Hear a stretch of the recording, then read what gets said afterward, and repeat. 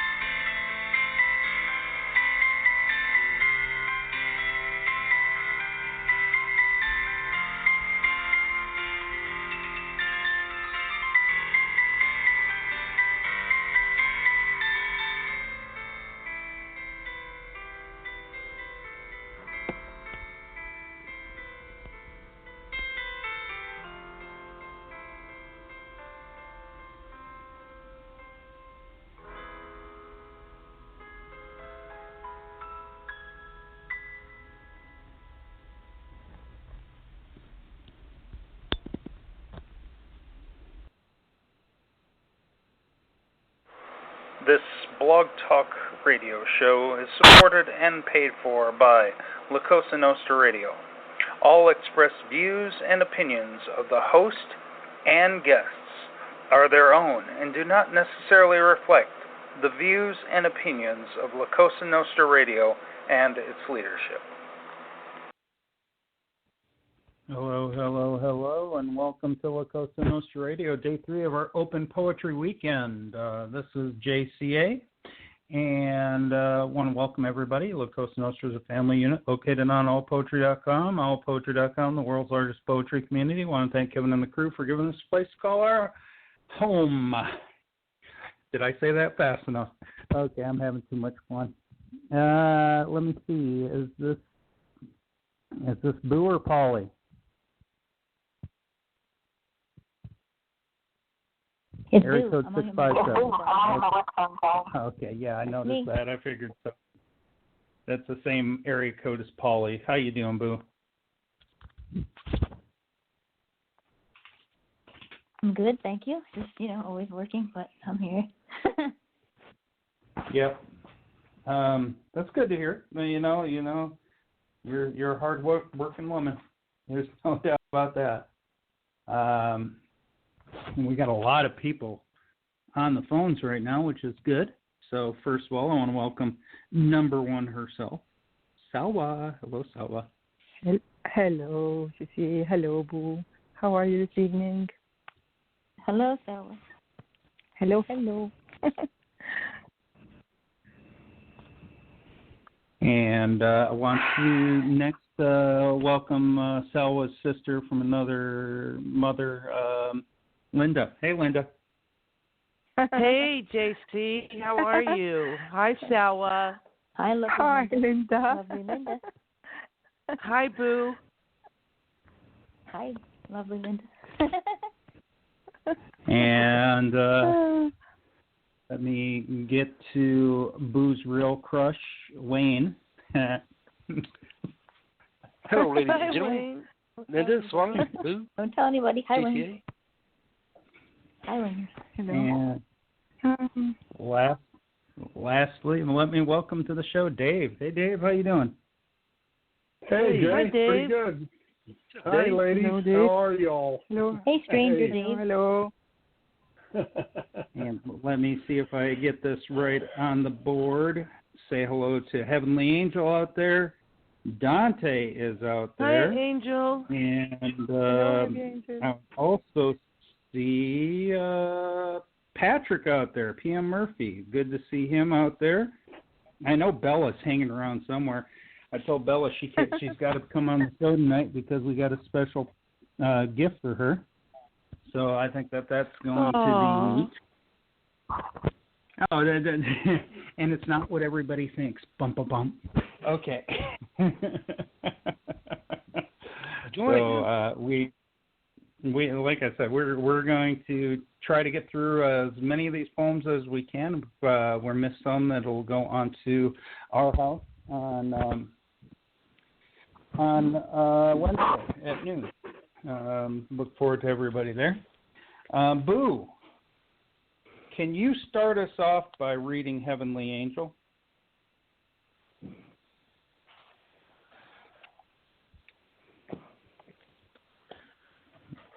Boo, are you there? Yeah, I'm here. Sorry about that. Sorry. Okay.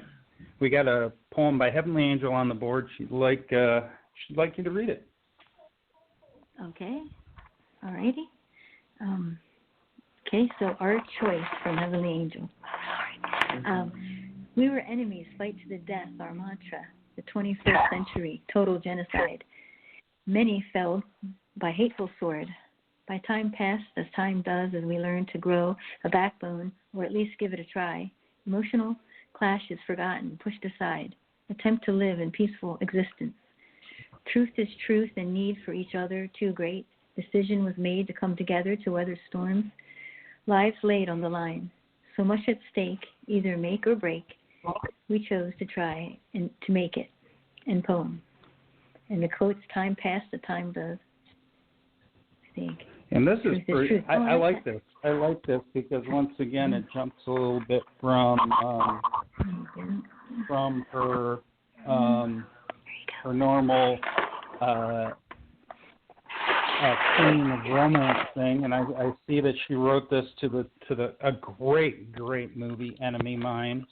Love that movie, and love the message it has. No matter what, sometimes people have to come together, and they have even if they're kind of in in an enemy role, they have to come together for survival. And I really like that. This is an amazing write, Angel, and I love how you took that the prompt and you ran with it and hit it out of the park here. Excellent job. Wayne, what did you think? I think it's a poem that's Sorry. I think it's a poem of making a choice of whether to live peacefully or die fighting his enemies. The choice was to live, and the choice was the right one to make. I wish the whole world would make the same. I wish the whole world would make the same decision. It's a great poem. I love it. Good job. Absolutely wonderful comment on that. Salwa, what do you think? I agree with all of you. It's very, yes, it is a movie. I haven't seen the movie. But in life, there's so many people who, unfortunately, become enemies.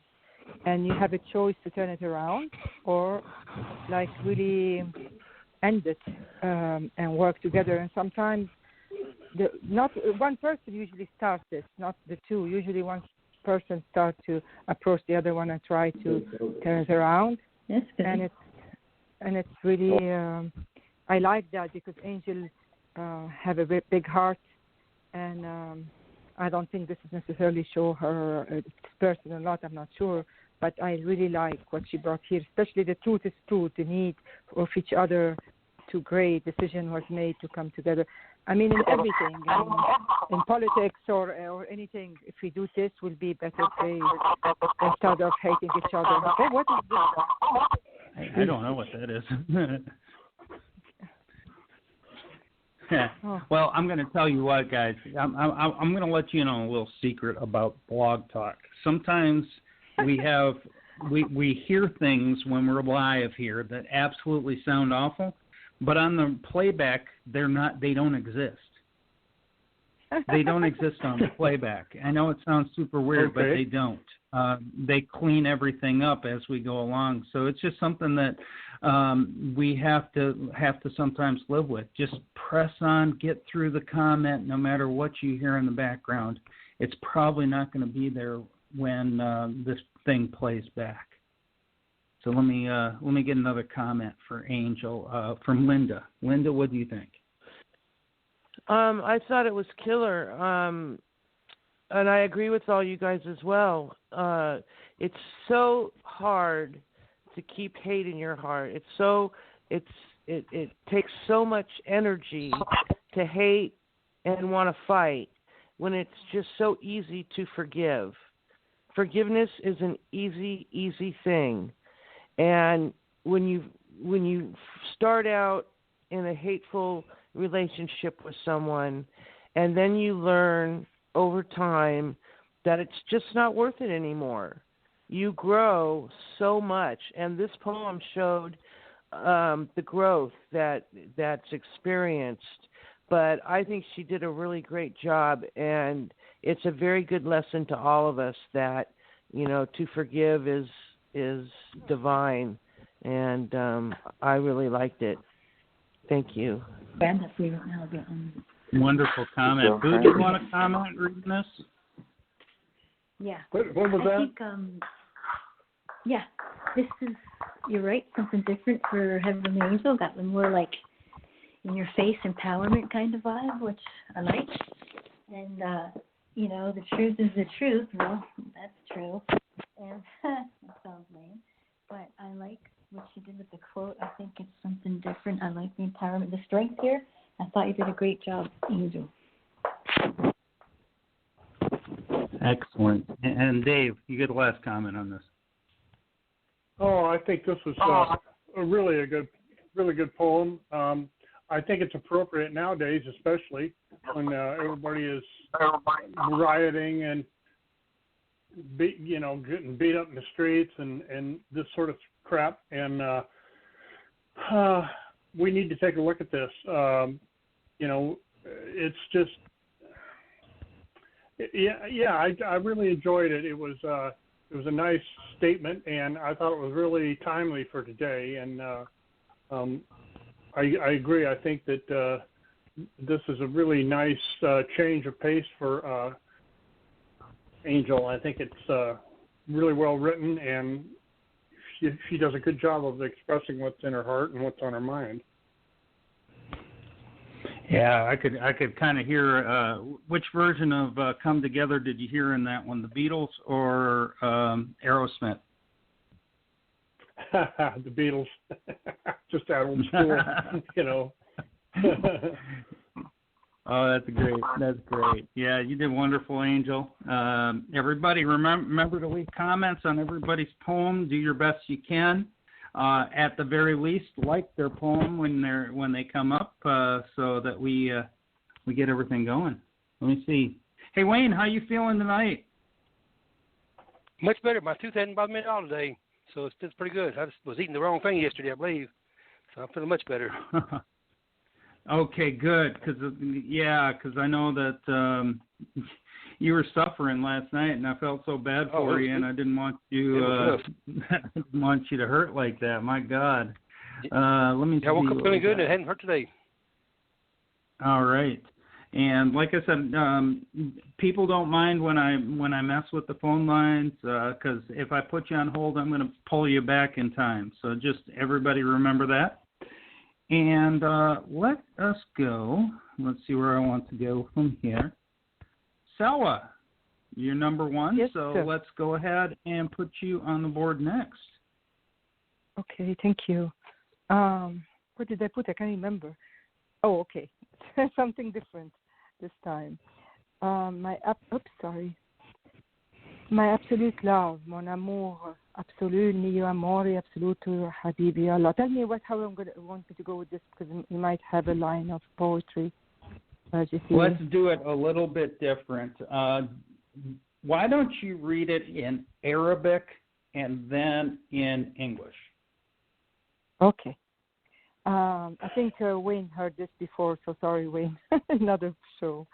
أشعر I can't even read it. Oh my goodness. أشعر ببرقك في مسجد من قوس قزح لقد بنيته في روحي حيث لا وجود الفصل عقيدة مأذنتك تشع نداؤها في قلبي حيث أصلي في الفجر أو في الليل لنفسي وأحبائي والعالم بأكمله علمني حبك لكل الألوان أنا أحب تلك الألوان أشعر بكمالك الرائع طيوري المغردة متكئة على أغصان الزيتون.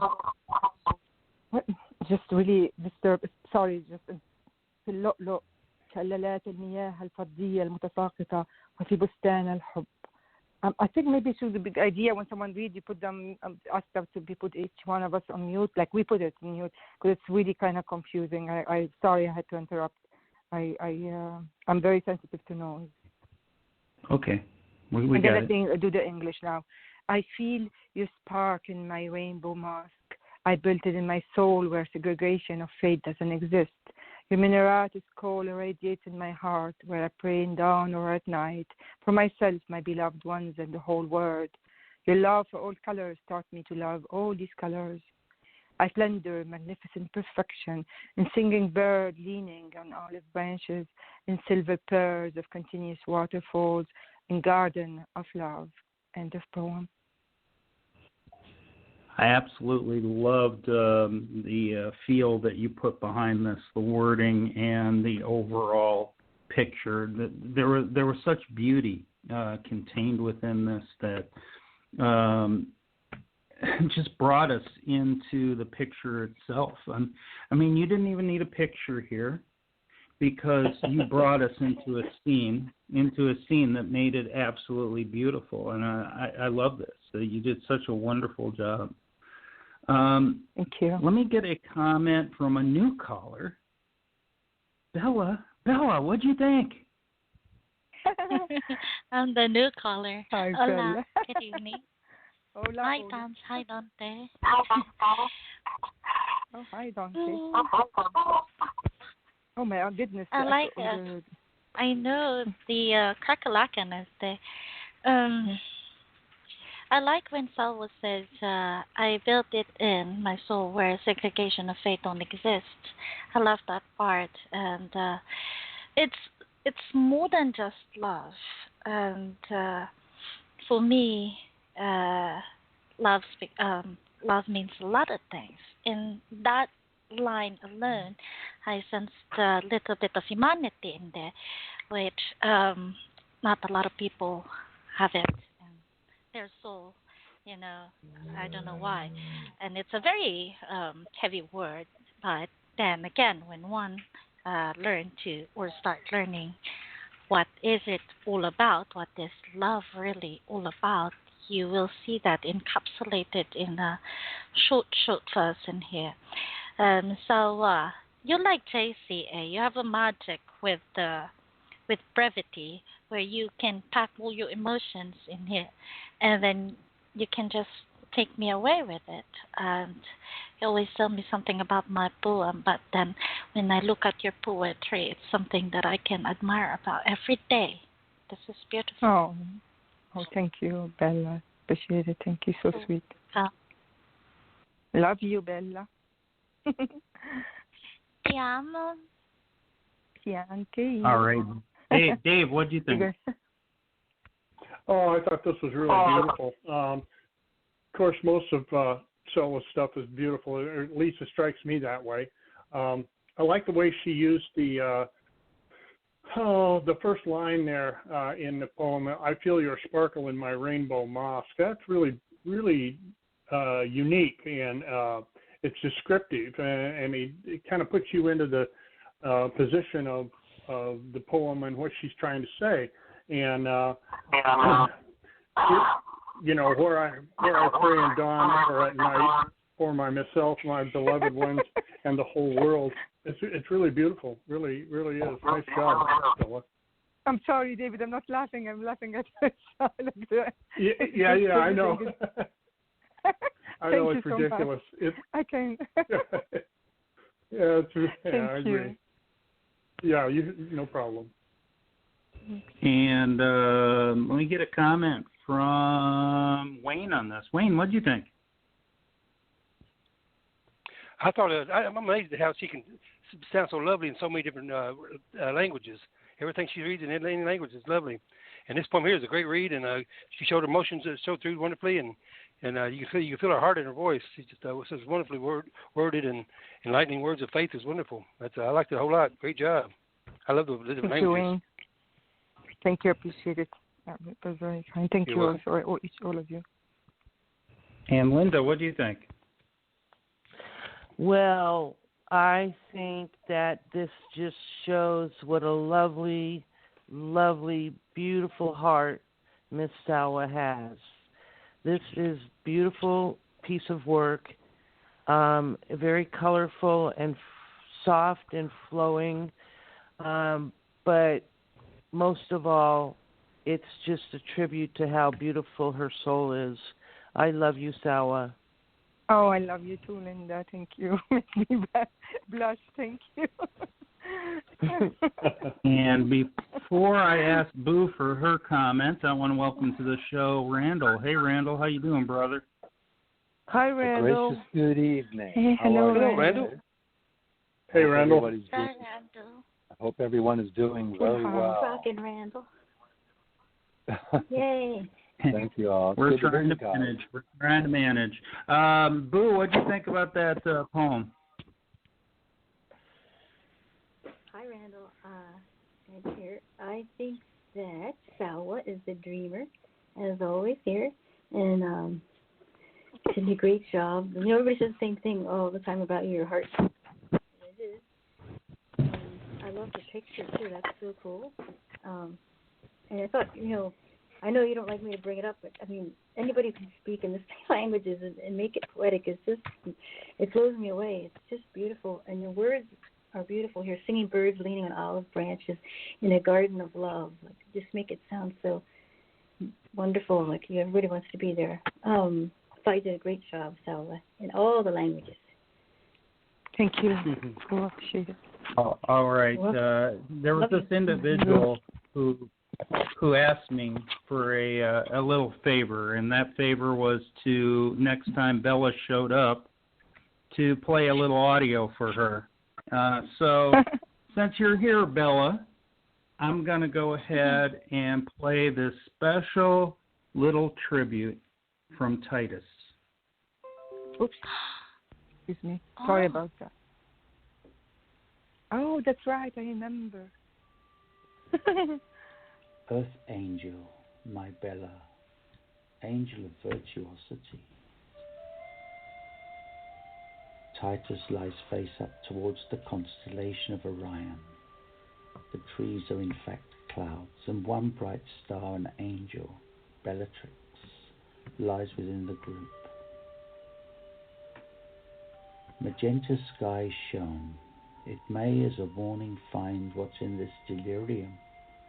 I to believe my eyes and ears. The unknown asks, I repeat this ostinati.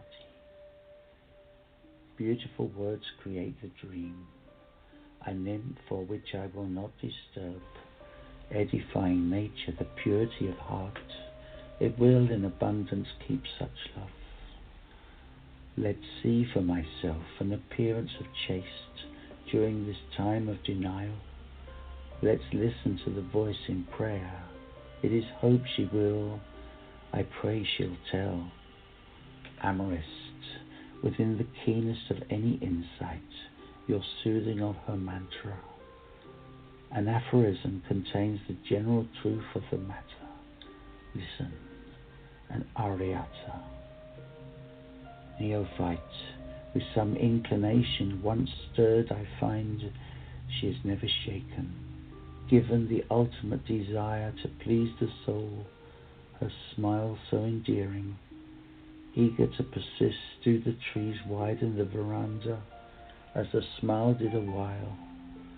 Luminescence most divine, 'tis like a firefly, oh my darling angel. Occupied minds have so little faith, demonstrate what love is incognito. Fairies, angels, the stars, fireflies, spirits, the spark which wholly lit itself.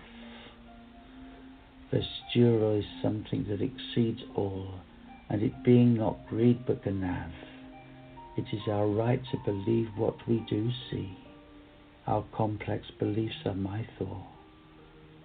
Radiance, my Bella, it is within us to raise ourselves beyond an observer. Tangibly I am touched. It is where able without the physicality to covert. Unbending light, the direct line beyond ascendancy, my own it roams unto. Olympians within a brighter realm confine a precious space. Bella, who strives above to revive us all, should petulance encumber to restrict us. Interaction without conscious reasoning, calm influence to consort Sri.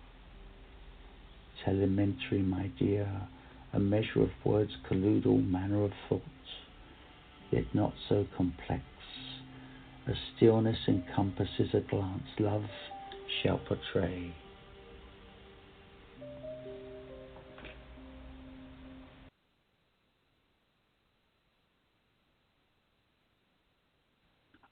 That was just purely amazing. Wow. I'm absolutely floored. He actually captured freaking Bella's, her poetic inkling, her poetic style right within that. That was absolutely mind-blowing. My mind is blown. Linda, what do you think about that? Oh, well, my mind is blown as well. I think it did capture the essence of Bella's artistic ability, which is far beyond imagination. She totally deserved a poem like this. And I think Titus had a real place in his heart when he wrote this for Bella, and it's undeniably beautiful.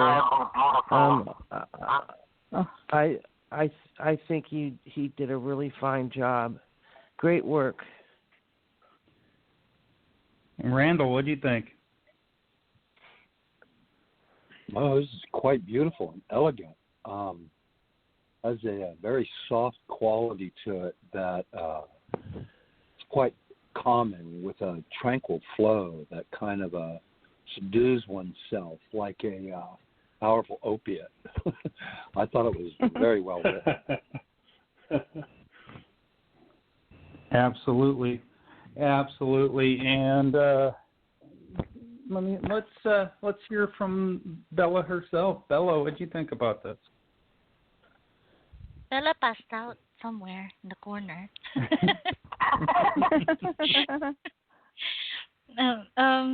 I was smiling the whole time and looking at the picture. Not a lot of people knows my name, actually. One of my names before was Bellatrix, but then I had it taken out because I didn't like it, that name. But I wanted it back, but I don't know how. And I call him my Olympian. It's not because of how he sounds. Well, that's one of the reasons. But then it's whenever he reads a poem, I feel like my soul separates from my entire being, and it just takes me away for a moment and levitates me for a bit, and then drops me off once he ends his poem. That's how I can describe what I'm feeling every time I hear Titus. He's a very, very intelligent man and very classy. The words that he uses not very common of the words that a lot of people would use, but you will learn to appreciate, learn, and learn from it. That's the power of his thoughts. Sometimes when I see him, and when I hear him, and it's very overwhelming. I know I was bugging him online about the poem about me. I want one like this. When he presented one, I wanted to I wanted to grab that poem and just insert it in me, just eat it. Not because you not literally eat it, but have it reside in you. It's so beautiful, so divine. Don't you guys think so? It's not only my name, but the ones that he wrote to for the people that he knows. Man, he's out of this world, and he's one of the people that I can make me really shut the hell up. Thank you very much, Titus, and I'll forever remember this. Thank you. Oh. And I would be remiss if I didn't let Salwa comment on one of Titus's poems. Yes. Oh, this is really like it takes you to the word of the. You feel the beauty of Bella, how angelical. I mean, truly, he gave you this beauty, not only in your poetry. Definitely, he gave you justice to your poetry and your style, but also your smile. Where is it? Like a butterfly. The ultimate desire to please the soul, her smile, so endearing, eager to persist. She's within the veranda as the smile did a wild menace, most divine. This like a firefly. Oh, my darling angel. It's so beautified the mind, have to little faith demonstrate that. I am in love with it. And it's beautiful. You should print it and put it in your room in a frame and read it every day because it's gorgeous and it really who you are. I love you and I love what he did. His reading take us a different word. Incredible. And your word, the sophistication of words is also incredible, Bella. So beautiful tribute. Amazing. Whatever we say is not enough, really. I know. And Boo, would you like to make a comment on this?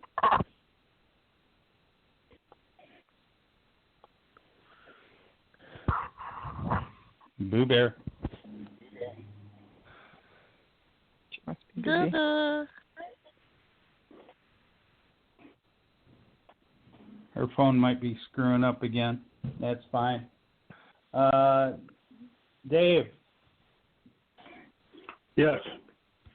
I would like to comment on it. Yes. Well, I've known Bella for a couple of years now, and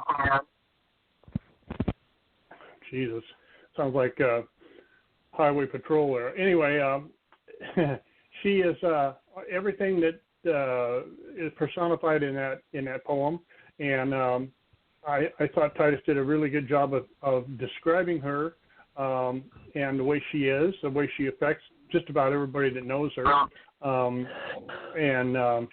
I just it's a really good I don't know a description of Bella's soul, I guess, and I think he did a hell of a job on it for a hell of a lady. So there you go. Great comment. Last chance, Boo, if you're still around. Boo's not here? No, she's working. That's why, and that's fine. That's fine. That's no problem. I'll tell you what. I'm going to go ahead and read my poem next to go ahead and do this. And this was a challenge. I haven't written many in letter form, but this was a contest, and I call this Dear Mist. It goes like this. Dear Mist, do you remember all the times we sat and spoke the things we shared? Like those matching tattoos in your dream ring, the way the music flowed, I smiled when I heard you sing. I looked up the gem you said you loved, dancing your passion, music your glove. Many things bespoke will remain in my ears through days, weeks, and months, and all these tears. I lay here now broken, for nothing else matters when words become casual and lives seem to splatter. No concern for the time that loyalty rides when mist fades away and dreams are forced to die.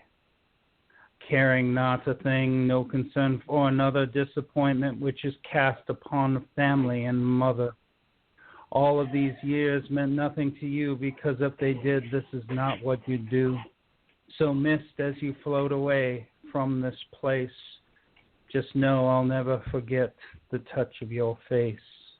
Love, what if? End poem. Oh, I'm sorry, brother. I like the ending, what if. Sorry. Well, go ahead, Bella. Make a comment.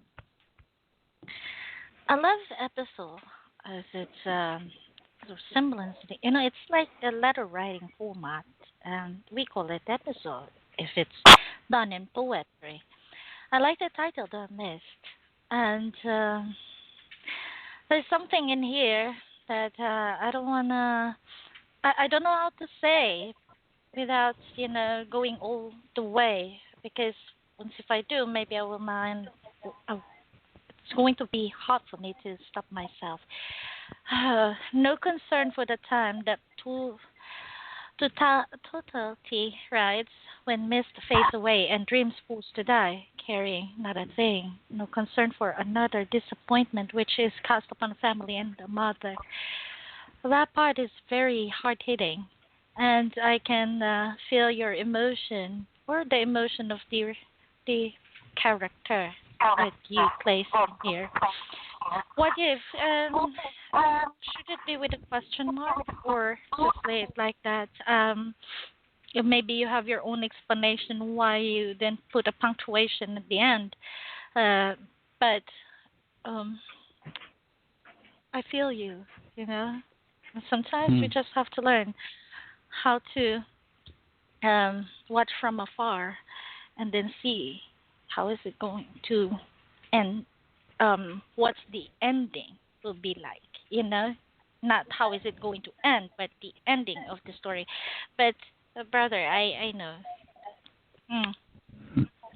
No problem. Randall, what do you think? I like the movement, which is what mist does in a slow kind of way.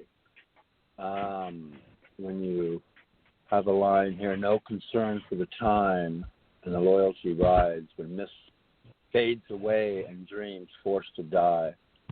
Yeah, I like the movement of time in this and your rhymes. Well done, brother. That's quite a nice piece. Great flow. I appreciate that. Salwa, what do you think? It is a kind of sad poem. It starts with a happy memory, with all these questions. Remember this, remember that. Try to encapsulate these memories, but then I lay here now broken, for nothing else matters when words become and life seems to splatter, and all these years meant nothing. I don't think any experience that ends. That's me personally. I can speak to you, but I feel like any experience, even if it ends, will always have. It teaches something. I don't think it was for nothing, even if it changed direction. And that's just all what I want to say. But I love the way you wrote it, all your emotion that you put it there, especially the last line. So mist as you float away from this place. Just know I never forget the touch of your face. There is this yearning and this like ready to let go, but at the same time want to hold on. And it's very beautiful, moving and really touching, deeply, digging deeply. Thank you. I really appreciate that. My pleasure. Linda, what do you think? Linda. Yeah, I'm here. JC, I think that this was absolutely lovely. It's always hard when we have memories that haunt us, and even if they're good memories, and then they turn out to just haunt us and become an annoyance to where we just want the memory to fade away. And you captured that here in your poem. I think that the imagery here was intense, and your rhyming was stellar as well. I'm happily pleased that you did the rhyme thing. Very nice poem. You get a 10 from me. Thank you so much. Dave, what do you think? Oh, I really like this, and I agree with I agree with what Selma said about it. You always learn something from any kind of a relationship or an experience where you have emotions tangled up in it. Whether they're good or bad, you're still a learning experience, and that is priceless. You always need that experience. I could see the sadness in this poem. I think we've all been there, if we've really worked at trying to love someone, and it shows up in this poem really well. And I also agree with the fact that it runs along like like Randall said, it runs along kind of almost like like lyrics out of a song in a way. You could put this into a song real easy, I think. And I think you did a hell of a job on it, Jay. Thank you. Wayne, what did you think? Well, you read of a mist with a magical twist, and I wish the mist would lay in my dish as would a fish, because I love the wisp of your mist. You relayed so well. Great job. I appreciate that, Wayne. Thank you. Boo, did you get to hear it?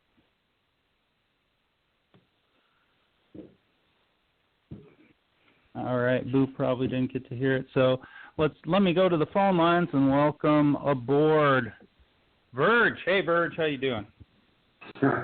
Verge. Hi, guys. Hi, hello, everybody. I hope you can hear me again. As usual, I've got to always say that first. Just before I say any further, I can't comment on that poem, JC. I didn't hear it, but from what I heard from what people said, as per usual, you're reflecting on the things that we're all seeing the world go through, and it's important that you keep doing these things.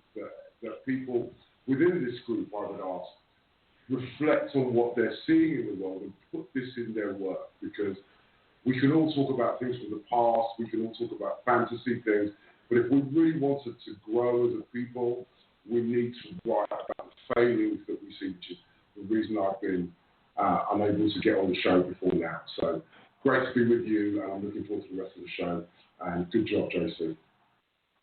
Thank you. I appreciate that. And let's welcome to the show Polly. Hey, Polly, how you doing? Hey, everybody. How are you? What's up, Hey, Polly? Hi, Polly. JC, I can't say hi to Asian Moon. Hi, Asian Moon. I love you. Oh, Joseph Moon's out on the board. Great to have him out on the board. Hi, guys. Hi, Joseph. Hey, Joseph. All right, good to see him out there, and we got this going on, so let's keep it going. Let me see where I went to next. Now, please, if anybody needs to get going, message me, please message me on All Poetry, and I'll get your poem up there as quickly as I can. So first and foremost, I'm going to put Linda in there, then I'm going to check my messages from there. So I do check messages all the time, folks. I don't leave you guys in the dark. So right here, Linda, you are up. Thank you very much. And it actually went through this time. This was one of my darker times. It's called Feelings of Despair. And it goes like this. Days bring feelings of despair. I sit here hanging on. I can't breathe. I can't get air. I'm only a deception. In darkness I seem to fade, a shadow, but I am. I don't want to be afraid, but now I'm feeling damned. It pulls me down and with grips of steel. I just can't get away. I know this isn't real, and I'm not here to play. So lonely is this hiding place that I've gotten in. I only feel the dark's embrace, which makes my head to spin. I vomit from the twirling feeling. I just can't keep it down. My stomach aches from this ordeal, and I'm slipping underground. I see that I've begun to rot. I feel the devil here. It's I, the devil did begot from mayhem and of fear. When will this feeling ever end? When may I start to grieve? 'Cause the darkness will impend, this doom I will receive. I can't go on, it's broke my will, the darkness and the pain. So then I take my hand of pills, that life I will abstain. With life that is now slipping, I can feel relief, as life drains from me, gripping the horror and the grief. So that is it, I've gone to sleep, never to awake. I hope the Lord my soul to keep, and my heart to not forsake. In poem. Wow. Dang, at first I thought you were talking about one of my binge drinking episodes in the 1980s, 1990s. But I see you weren't talking about that. But the darkness and the despair and, oh my gosh, everything contained within this is just so heart-wrenching, so gut-turning. And I think that you did an amazing job of bringing out such awful emotion that absolutely tear us apart. So that was fabulous, Linda. Amazing job. Thank you, Jay. Let me get some comments for you. Let me start with Bird. Bird, what do you think of that? Yeah, Linda, this is one of those pieces. I noticed you wrote it a year ago, so it really hasn't been that long since you felt like this. It's so real. It's as Jay said, it's heart-wrenching, but it's brutally honest. And if it's one thing that I respect more than anything, it is poetry that reflects brutal truth about the deep emotions and the darkest places that sometimes we have to go to get to the place where hopefully you are now, which is in a better place. So fabulous ride, and keep that light burning, because you have a light that's worth keeping alight. Okay. Right. Great ride. Very much enjoyed it. Thank you, Verge. Thank you very much. You're welcome. Randall, what do you think? Jesus Christ.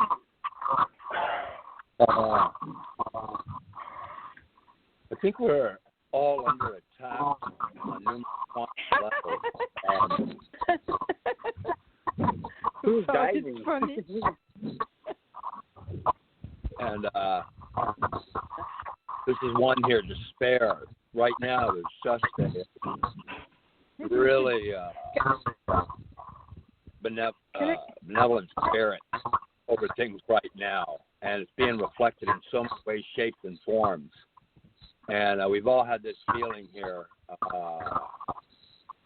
and you could really feel the power of this one here. Very dark, and yet it's very real. This is quite a powerful piece. Well done. Thank you so much. And let me get a comment from Bella on this. I was being quiet so I can be cold enough. You behaved yourself thank very you. well. Yes, I did. I was like biting my finger and my tongue not to say something. Linda, my darling, I wish I can hug you. You know, I still have one light here with me, and you can have it. I don't need it because I used that when I was in that part, in that position. For how many years I was there, and now that I am. I can tell myself that I'm a little bit healed, I look back and then see the old me, and I ask myself 100,000 times every time, why? And then what was wrong with me at that time? This part I can relate when you say, when I take my 100 pills that life I will abstain. With life that is now sleeping, I can feel relief as life drains from me, gripping the horror of the grave. And I have my own mockings too, which that's the reason why I can understand the heaviness that you have inside you. But what I can tell you right now, Linda, is I promise you once you cross that path, or once you're done with that emotion, you will see your becoming, and you will tell yourself, I will never go back to that emotion again. I want to be here. Right. And like I said, Linda, I'll show you the light that I have, because I used it many times, and it gave me life, and then that's yours for to keep. I love you, Linda. I love you too. This was something I wrote about back. Well, I wrote about it recently, but it was about something that happened back when I was a teen. So I've come a long way since there. I can still look back and see that like it was yesterday, but all in all, I'm doing way better now, and I plan to keep that joy and happiness in my life. But thank you, Bella. You're so sweet. May I comment? You may, absolutely. Okay. I heard this before, Linda, and it's strange when someone reads something, always you see something different. This time I see you not only you describe despair, but physically how it made you feel, and the emotion and the physically, your stomach, it's just incredibly, and how you feel like you're going down into black hole, and the demons. You put it there, where I didn't feel afraid. My stomach, vomit, rotten. It's just incredible, your choice of word. And with top of this, you still gone. But what really touched me the most at the end, you ended up with a prayer. People, when they are seeing dark, they don't go back to God. They actually blame God. And you still had the faith impact. You touch, I really there asking God, like, I hope the Lord, my soul, to keep my heart. It really made one want to cry when I read this. That's so beautiful, and again, it shows who we really are. It's such a beautiful story. I really love you, Linda, and your strength and what you had to go through. In such a beautiful soul, you just spread love instead of spreading hate, in spite of what you had to go through. So I'm truly touched by that deeply. Yeah. My pleasure. Thank you so much, Sawa. Oh, my pleasure. I love you for that. I love you too.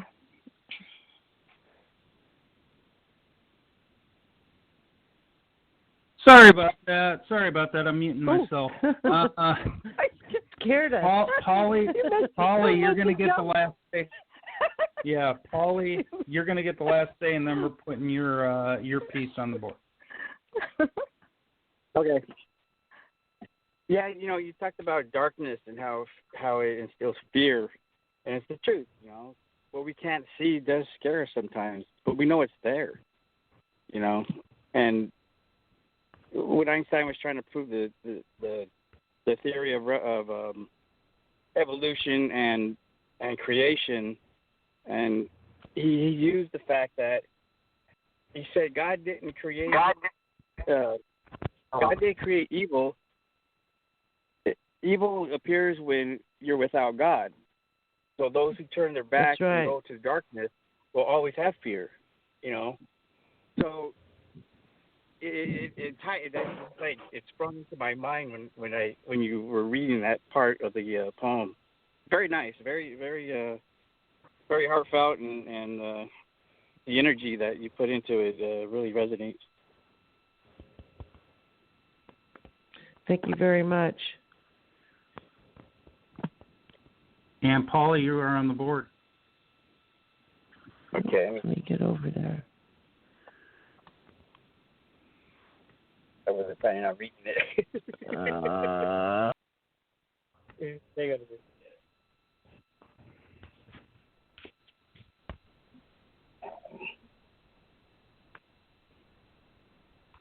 I'm lost on this board here.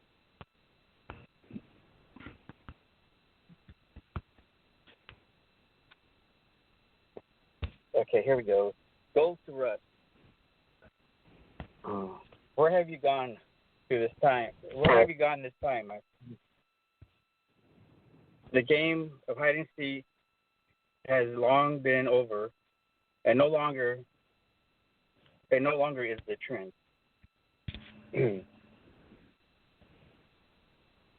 I'm the one who's left counting to 110. Only to find no one as I uncover my eyes from the hands of now an older man. Where did the time go? Where have I gone while in between 1 and 110? You're the one who wanted to hide. I'm the fool who closed his eyes and refused to see all that was going on, letting you go without a trace. I was better off alone in my own world with 4 secure walls. Because we are stones that are crushed, dust over a rock, spinning away from being controlled by authority of civil society, where it all has begun in this atmosphere of uncertainty. Like green to gray and gold to rust, youth to old, you're the one who chose me. I'm the fool who lost it all and will lose it all the same way over and over again. So before I climb out onto deck to take my swings, I'll turn to you with a smile and a wink and say, here, watch this, hold my beer. As I walk the path to home plate in my now golden years, that so many walked before me, the number 33 on the back of my jersey and I began to fade into the bright spotlight high above this world, thy stage of destiny. End of poem. This is absolutely perfect.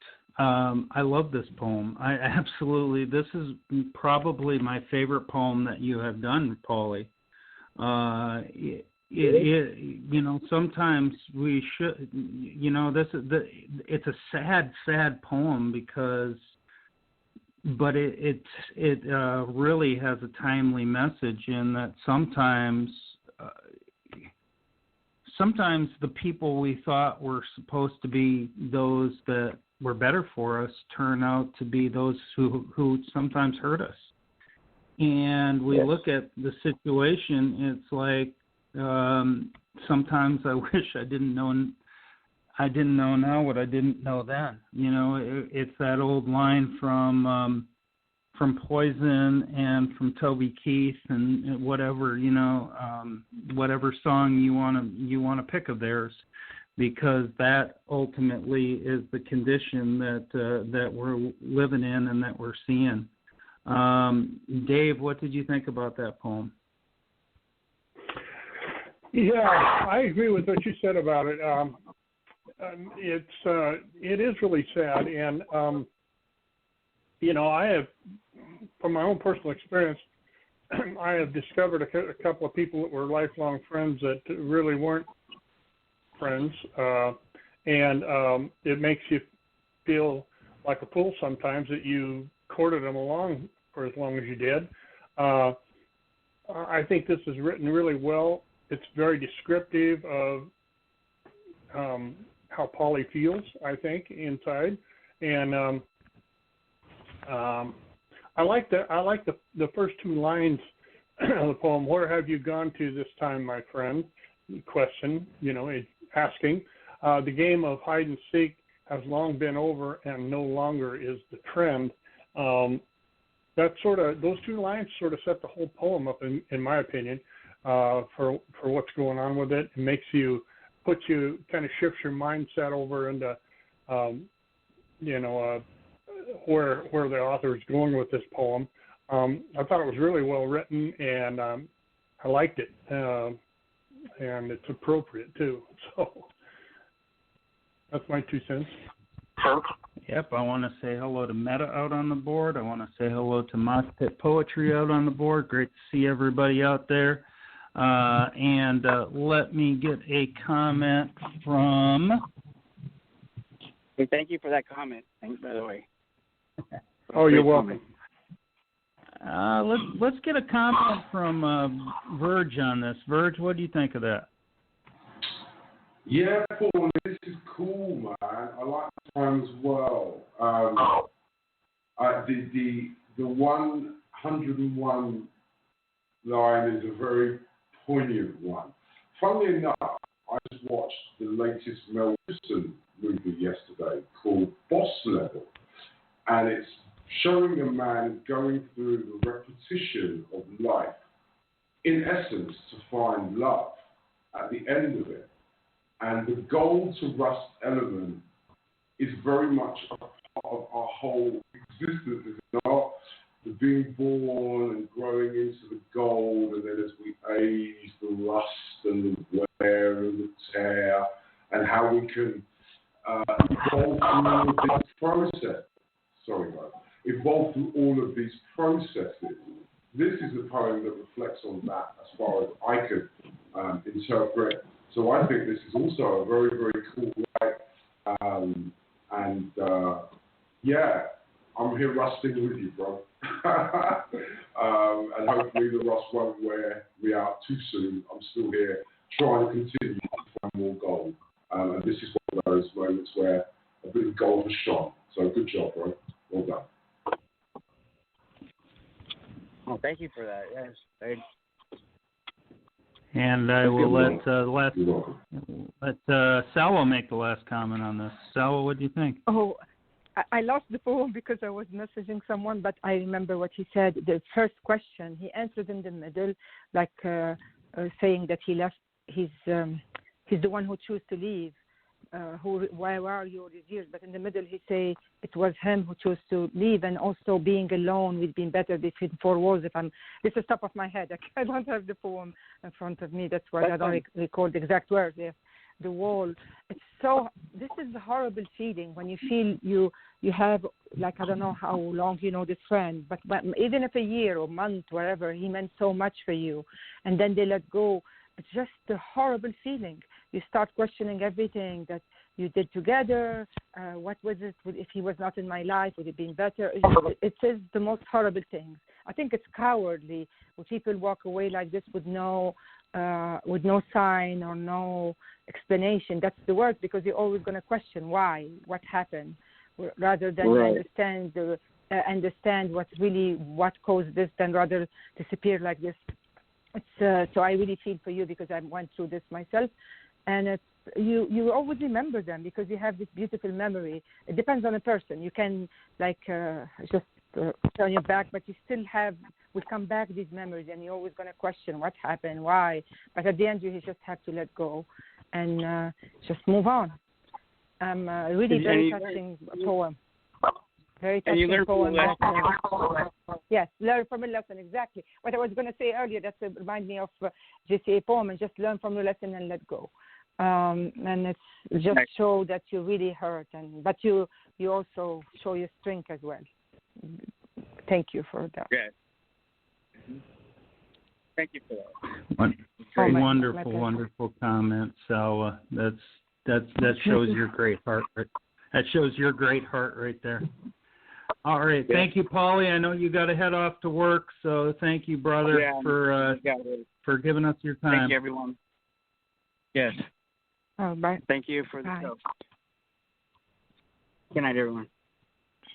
Good night. Good night. All right, and next we are going to go on the board with Meta. He has asked me to read this for him. So let's give this a go. And this is called The Truth from Lies. And it goes like this. Is the truth what we believe, or is a lie what we perceive? Does the truth set us free, or is the truth what we can see? Lies are a web, a tangled mess, a venomous spider with 8 legs. The truth hurts, there is no denying. Because of the truth, I sit here crying. It's hard to separate truth from lies. Because she lied, we said goodbye. What is the truth? I don't understand. Is the truth a lie with a sleight of hand? Is the truth a magic trick? Or is it a lie moving too quick? I can't explain so much confusion. Sometimes the truth, just a lie's illusion. Is a lie the truth that's lost in its spark? Or is the truth a lie lost in the dark? Maybe the truth's what we can feel. It's hard to believe the truth is real. We all live behind a broken glass, and I wonder how long the truth will last. Because the truth should last forever, we all know a lie will last for never. Lies are black clouds that hide blue skies, and it's hard to separate the truth from lies. End poem. Damn straight, Meta. Damn straight. This is such a freaking amazing poem that speaks absolute monumental truth. I think that you have absolutely freaking nailed it. You know, and yeah, we got that. Amazing job. Yep, we got that. Linda, what do you think about that? I thought just wow. That the play on words in this was fantastic. It was so playfully done, but the message was very, very strong. It all made sense. If you followed it along real closely, every word made perfect sense. And even though it seemed like it was kind of a play on words, it spoke the truth, you know, and that's what it's all about. So I think this was a fabulous piece of work. Thank you. Yeah, it seems like we're getting a bit of a theme going on here tonight. Salwa, what do you think? Oh, I see again the truth, but it had a different than what Angel was talking about, a kind of different truth here. The other one about enemies. This is the play. I agree with you, all what you said, but the going back and forth of the lie to show how he is confused. He's really confused about it, and that he demonstrated very beautifully. Sad but beautifully. The last 3 stanzas are amazing. The whole poem, but those 3, we all live behind a broken glass, and I wonder how long the truth will last. Because when something it's broken, you never can bring it back to normal, and that's so true. Should last forever, but then lies are black clouds that hide blue skies, and it's hard. And sometimes I'm not gonna contradict you, Meta, because you entitled your feeling. We're talking about something else, but sometimes we are so hurt that we can see like the truth as a lie, but maybe it is the truth, it's not a lie. But we are so hurt that's how we see it with our eyes because of the hurt. But when we take distance ourselves and think about it again, we see it is the truth and it's the reality. But everyone is different. I'm not talking about you. I don't talk about you necessarily, Meta, but in general, I experienced this myself. I mean, so I'm talking about from my personal experience as well. like contradicting you whatsoever. Just the thought came to my mind, and it's a beautiful poem. It really is. I went ahead and I pinned it and I nominated it. I think it's just absolutely fabulous. Randall, what do you think? Reality lies in numerous layers of deception, and fighting our way through them right now, the way they are, is a big job, and this piece hits on it and all the different articulations of trying to wrap himself around what truth is, fighting through all the layers that we go through. I thought it was very well done. I agree with you totally on that. Let me see. Okay, Boo, what do you think?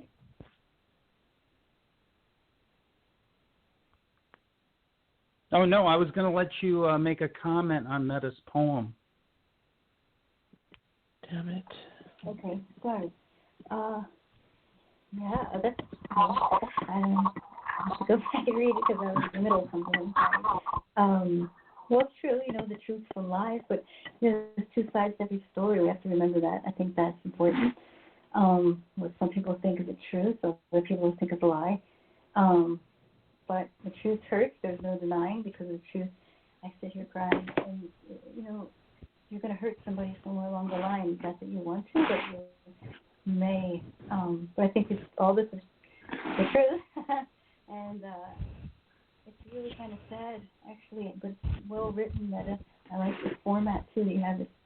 I'm going to read it again later. I'm sorry, I'm working, but I liked it.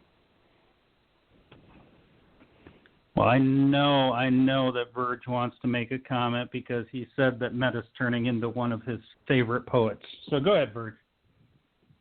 Thank you, JC. Yes, Meta. Yes. This is the eternal question, and it has been beautifully put together in this poem. And this is definitely one of my favorites of yours. The truth hurts, there's no denying. Because of the truth, I sit here crying. Yeah, man, I can't express my appreciation for this poem enough. The best way I think that I can do it to cut this comment short is remember the movie, remember Jack Nicholson telling Tom Cruise, you can't handle the truth. This, my friend, exhibits that. Fantastic. Beautifully worded. As I keep telling you, keep writing, keep sharing. People truly benefit from this level of wisdom. Fantastic.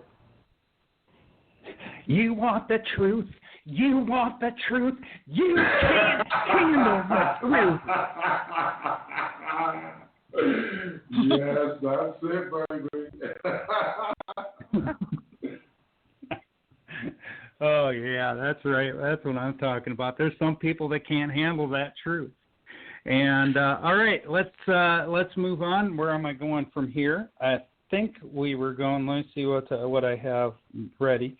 Randall, I'm going to have you go ahead and read your poem next. All right. There it is. Yay, Randall. Oh, yeah. Well, Boo picked one. Boo picked one for you. I don't know if you want. Yeah, that's cool. This is it's a picture prompt, but I think it's relevant to these last few pieces that we've been hearing here. Called what the hell is it called? Dimensional Seasons. You finally arrive with feminine symbols sprouting through humanity's tattered trunk of mangled roots, rotted by the devastation of liberty. Like a wounded mother, budding scarlet with skin-toned branches, waving aimlessly in a weep of spring pleas for lost children. Yet beyond the stench of apocalyptic skies, drenched with dead graves and burnt warnings that linger with a false sense of victory in cloudy lips, a light awaits benevolence. Show its cunning face above natural wastelands, before piercing stagnant veils with ethereal vaccines full of eternal promises. And the poem. Wow, you absolutely are correct on the relevancy of behind this. You really got me in that fourth stanza when you said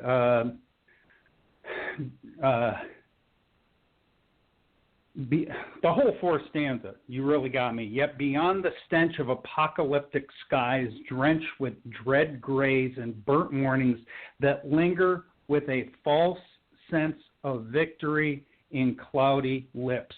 I think that right there is just a fabulous addition to everything that's been said tonight, that everything that just keeps on coming forth tonight. And like I said, what I'm planning to do for the next poem actually just adds on to this. There is that common theme tonight. I think that you have absolutely brought this, and I love the direction you took on that. That right there is telling me that, you know what, there might be that sense of sweetness, but what is it really bringing to us? What is it really bringing to us?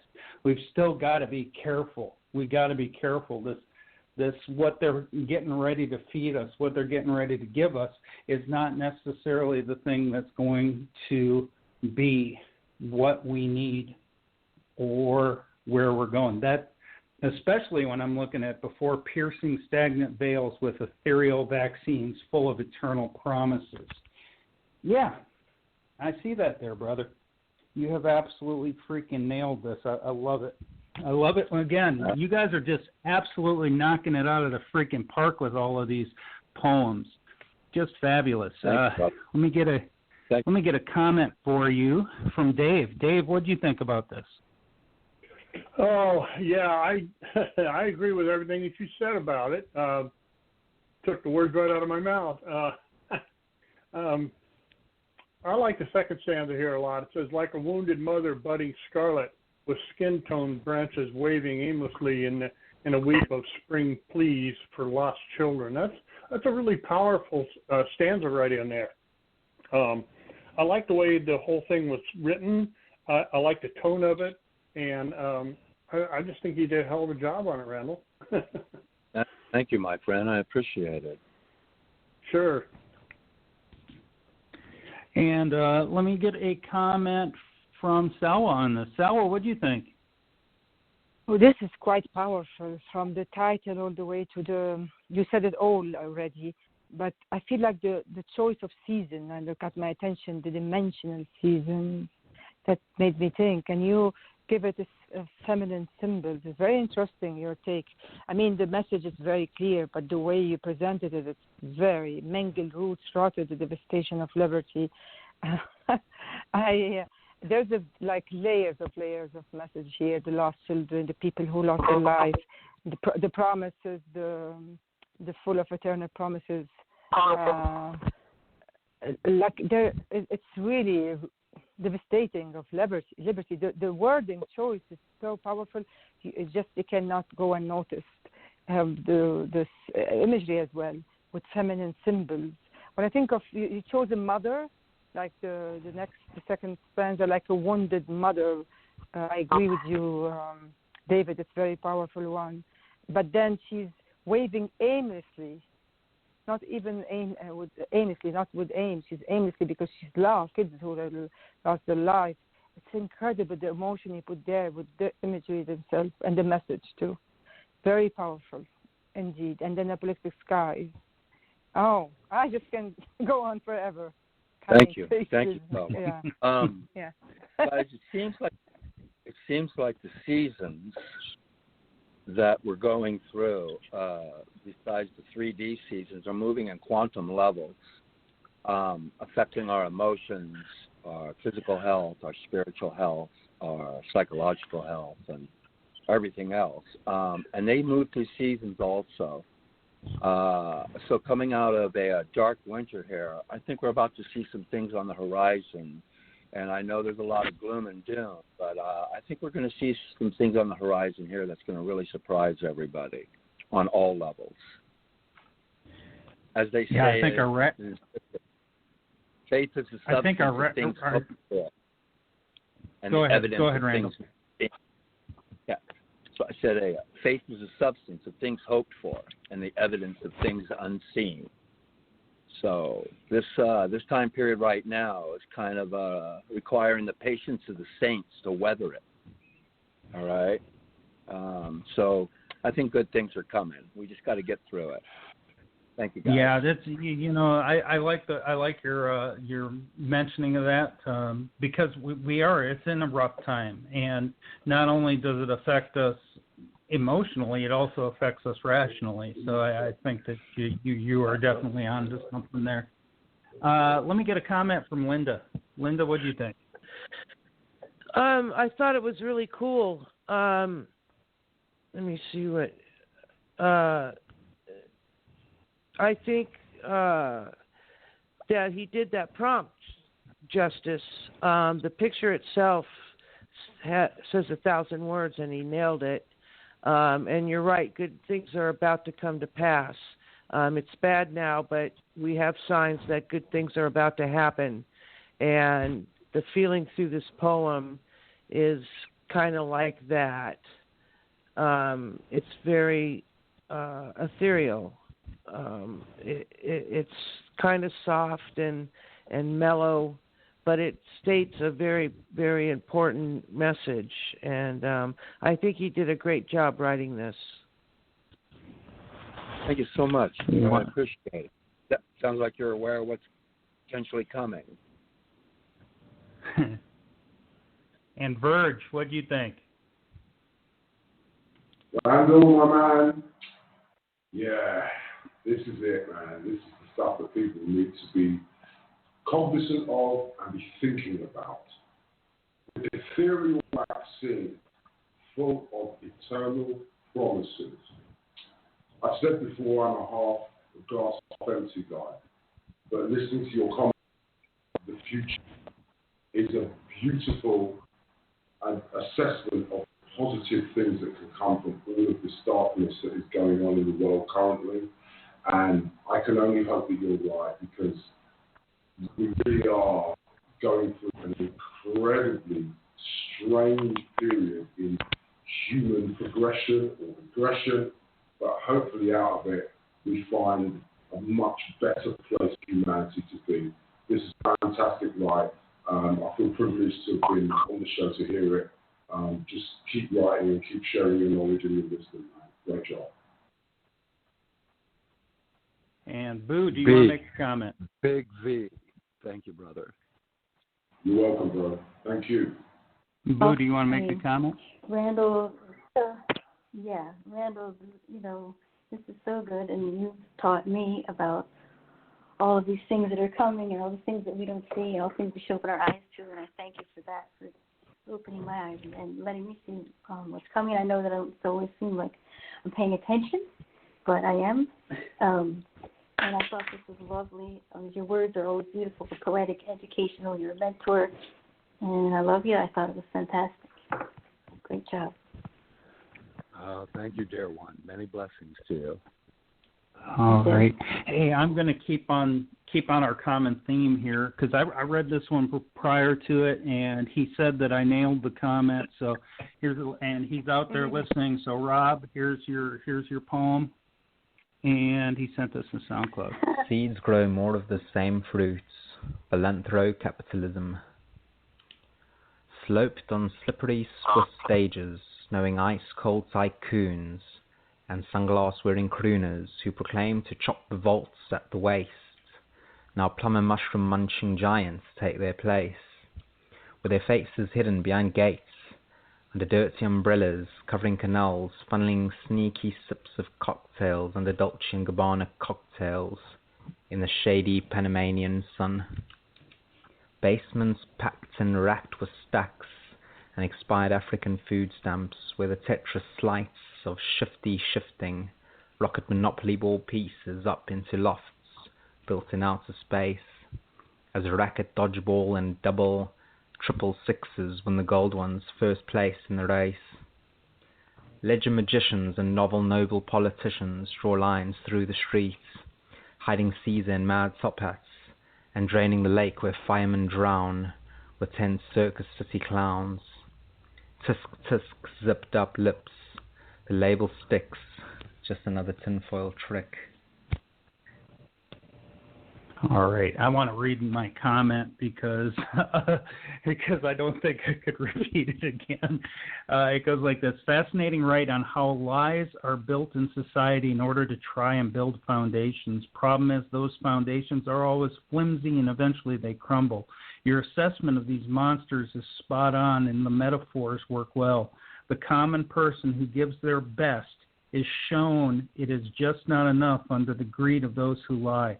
Yeah, this is great as far as letting us know. You know, I've always said in America, I don't care whether you're Republican or Democrat. The politicians have become almost near the same, and it's just a sad state of affairs how this goes. And I think he put this quite well. In the concept of greed and the concept of lies. So I think he did a great job on this. Randall, I'm going to start with you on this. What do you think? This is an exceptional piece of work here. The word phrasing is quite something, and the alliteration that he used is quite intelligent. I love the movement of this, and it's got a lot of power, moving in a whimsical kind of way, but yet again quite powerful. I thought this was an exceptional piece. Well done. I did too, and I thought it worked so well with everything that we're putting out there too. I think everything is just going so freaking well together. Salwa, what do you think? This is really, from the title, Seeds Grow More of the Same Fruit, Capitalism. It's really about capitalism, how not only politicians, like the banking system in Switzerland, the scandal that happened, the big tycoon happened recently, I think there's a couple of ones, one in 2014 and others. And then also how in Africa, this is true, and I seen it when I was there, how they they change the dates of the food expiration and sell them to the third world when it's already expired. How horrible! A lot of people got poisoned and died. I mean, there's so much corruption. It's kind of disgusting, actually. So he really touched on this very, very powerful. Always his writing just incredible. I don't know what's in your brain, Rob, how you write. It's just like incredible how you write and how you put it together, the wording, encyclopedia, and the knowledge. But I mean, and then he end up, he move on from up Switzerland, from Europe to Asia to Africa. It's all over the world. It's not an American problem. It's global, and that's very brilliant because it's a global problem. And then end up blaming of course, they have a hand in there, the politician, that's for sure. But incredibly brilliant piece. Very smart. Very, I can find my words. Brilliant. And Linda, what do you think? Well, I agree with Salwa. This is a brilliant piece. It speaks of the unacceptable things that go on with the rich and the politicians as well.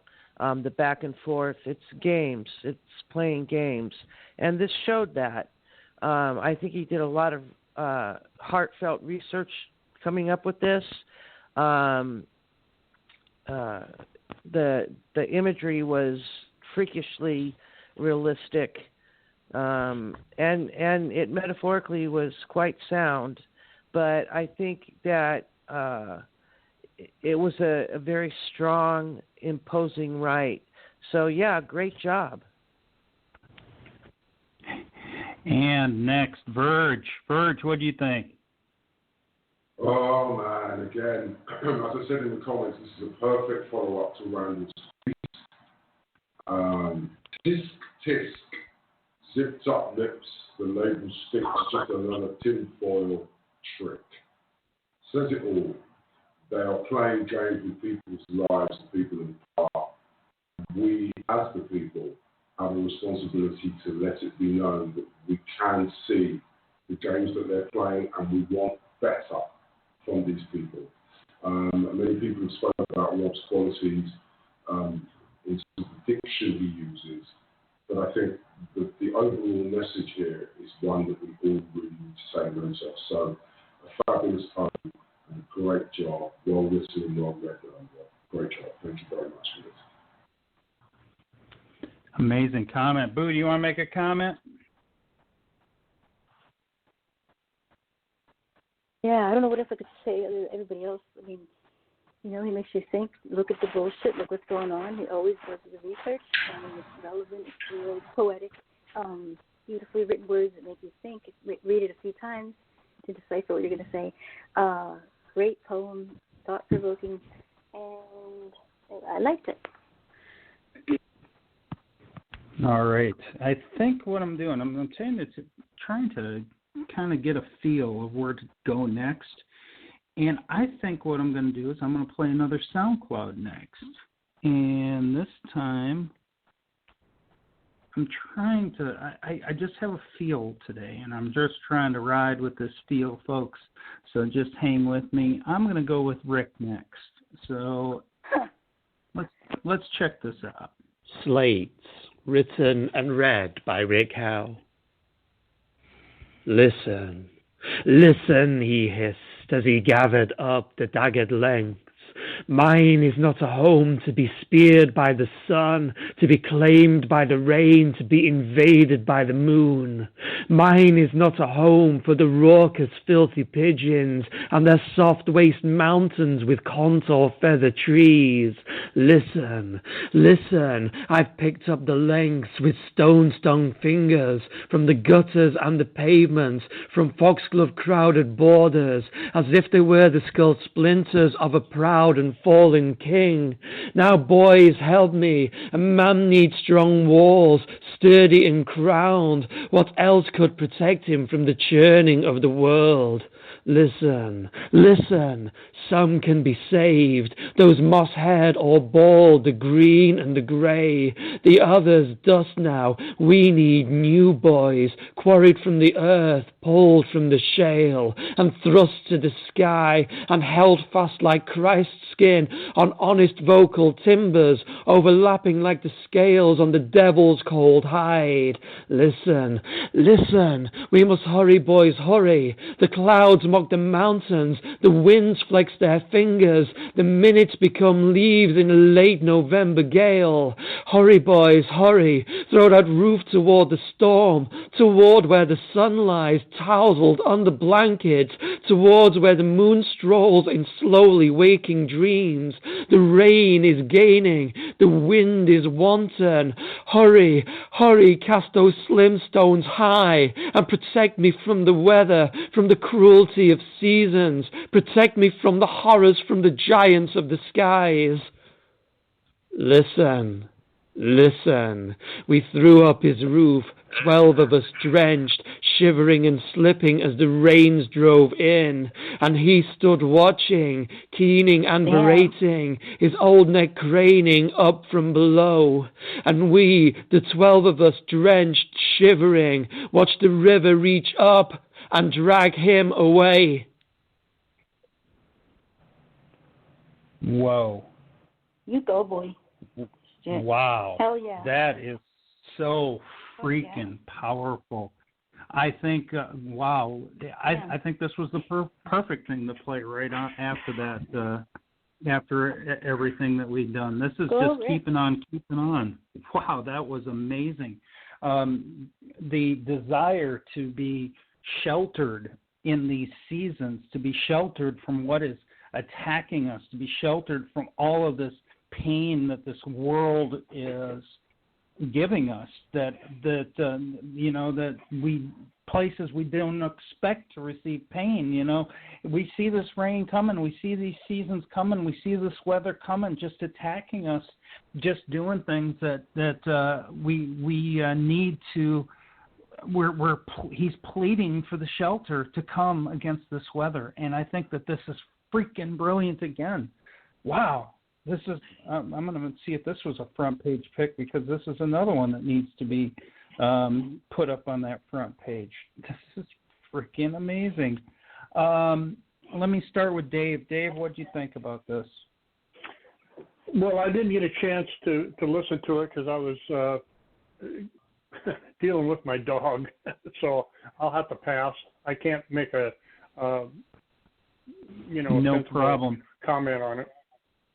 No problem. Hey, Randall, you've been talking about the seasons the entire time. Give me a hit. Give me a hit on this one, man. You know what, bro? Fuck, Rick. This piece, absolutely brilliant. This is quite a piece of art. And if it's not on the front page, something's freaking wrong here. This is gorgeous in its texture, its breadth, its brilliance, its depth, its movement. This has just got it all here. Don't let anybody fool you, Rick, including yourself, my friend. You're a true poet. Well done. Absolutely. And like I said, this is another one I pinned recommending because it just blends in with everything here. Selwa, go ahead. Oh, my goodness. Thank you. Oh, my goodness. It really gave me goosebumps. It gave me goosebumps because it's the way he read it. It's like I feel, what is echoing? Sorry, there's so much echoing. The way he read it is just not only captivate you, grasp you, pull you in. Like we are in piece in front of a theater and someone really performing, trying, not even theater, real life, when someone in danger and screaming for help and we have to hurry. It's incredible repetition, listen and hurry and boys. And my favorite, I think the one that's very got my attention, now boys help me, a man needs strong walls, sturdy and crowned. What else could protect him from the churning of the world? He talked about season, but then he turned it to the churning of the world. It's a journey, what people have to go through, and some people have to go some atrocity in the world. It's just incredible. It's talk about humanity and what humanity have to go through. I mean, it's relevant for today, what's happening. People forget other people. They just turn their back, like what Patrick said. Some people suffering. It is so powerful. This is timeless piece, really timeless piece. I mean, I just can't find my words. Incredibly read, the message, everything. You said it very beautifully, Randall. I can't say anything after what you said. Yeah, this is quite powerful piece. Yeah, incredible, incredible. Yeah, it should be on the front page for a long time. I agree. Wow, Rick, you really rocked it, definitely.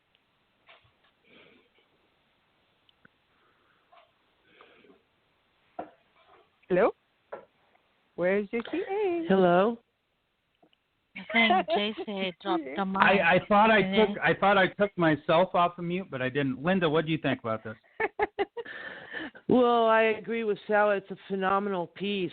The guy really wanted his house built is the part that I liked about it. I mean, he was really into, finding these guys to help him out. And there's a verse here that goes, and trust to the sky, and thrust to the sky, and held fast like Christ's skin on honest vocal timbers. That is beautiful. I mean, it talks of the strength that he was trying to invoke to get his house built. But I think that his reading of it was just another phenomenal act. The passion that went into that was just overwhelming, and it brought goosebumps to my arms too.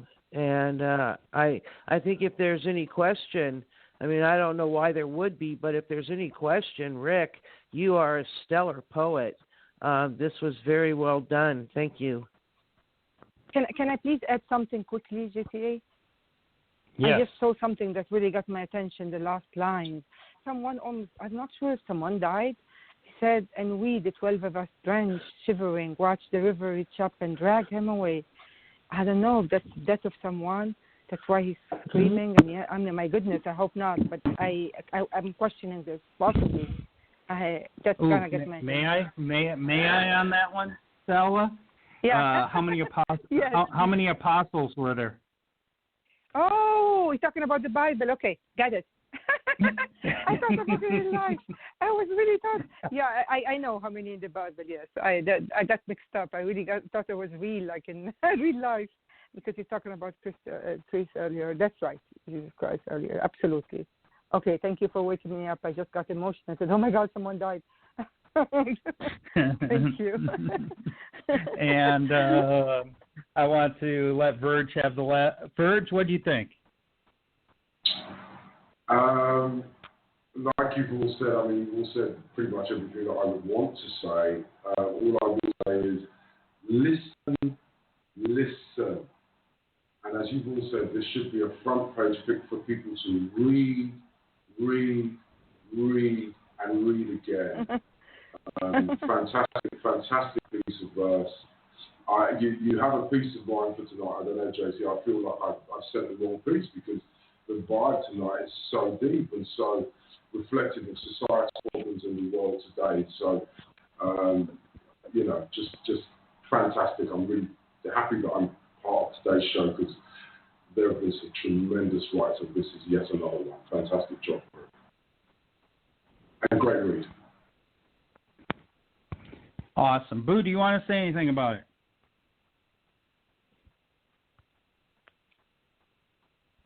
She must be with a patient, no problem. And let's go ahead and let me see. I know where I'm going to go from here. And let me go grab his poem. But Dave, we're going to have you read next. Let me grab your poem out.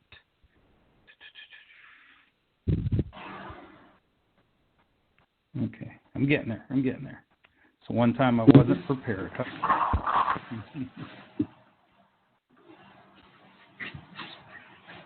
All right, Dave, you are up. After I unmute you. Okay, yeah. Dave, let's try this again. Okay. Well, this one's a little, anybody that's got a little bit of adventure in them will maybe like this. It's not as noble as some of them, but anyway, I'll see if I can pronounce this correctly. It's in Spanish. It's called El Demonio que se Trofeos de Hombres. I don't know. I probably blew it. Anyway, it goes like this. The demon who makes trophies of men. It is thought that life from the stars would be gentle, kind, and intelligent. The latter is true, but they are not kind, nor are they gentle. Hieroglyphs from a scribe on the walls of Abu Simbel in the reign of Ramses IV. So it was that my dog and I, underneath the forest sky, whose trees reaching forth our path northwest by north, deep into the forest well of souls, the dark path and brooding rolls, ever on into a place seldom trespass, light in odd wavelengths cast, shadows that run from themselves at weird angles to the forest delves, frightened from this ethereal light, something in the trees, a fright, animals and humans, their skin removed, upside down hanging to be viewed, such an abominable display, their blood below them lay, this glen silent of all life therein, my dog and I entered when I saw it, the forest came alive, moving in odd angles to my eye. We stood stock still, even my dog, until it moved in my direction, brush moving in alien reflection, not of this earth, nor from her birth. Leaden footfalls that shook the ground as it walked around and around. My dog and I, waiting for some sort of reply, 3 red laser dots playing across my face weighing any threats to it. Reluctant to acquit, sees no weapon upon me, were unfit to be his trophy. He turns off his light-bending rainbow, so my dog and I may know the face behind the mask of his interstellar cask. Long black serpents from a head, trailing ridgeback instead, that move on their own to some cosmic unknown. Mandibles, mouth-like size, spread open a mouth that rise, deafening guttural swine-like roar, such a creature God should abhor. His skin, a paler shade of white, glows inside the forest light. Woodland's ghost-like demon giant, drenched in a fragrance so defiant. Small animal skulls, decoration around his waist for observations. Warrior or hunter, I don't know. I am lost to his visual undertow. Piercing red, hydrogen alpha eyes, glowing at me implies I'm not worthy of combat. I'm glad he's got all of that. The demon that makes trophies of men respects me. I did not run, and then hands me an ancient musket dated 1751. His adaptive armor fights, stealing the forest copyrights in shades of greens and golds. Such a strange story I have told, for I would not show this place to you. His carnage worse when the sky is pure blue, and this year it grows hot. His secret is my secret, for I will not visit his hunting grounds again. No man can match his zen, the ultimate hunter I have seen from the universe and world in between. The Dark Mother spoke to me, saying, David, my man, you have met my celestial adjudicator Set. He is the gatherer of ravaged souls. Those that kill and destroy, he extols. To the boat of souls, to the ferryman on the river Styx, between and betwixt heaven and hell. He is the ringer of hell's bells for now and forevermore. Amen. I love you, David, the Dark Mother whispers in long wave RF, and she was gone. Set, the demon who makes trophies of men, all the bad men and all the bad women. It was then that I left the strange and dark glen. End poem.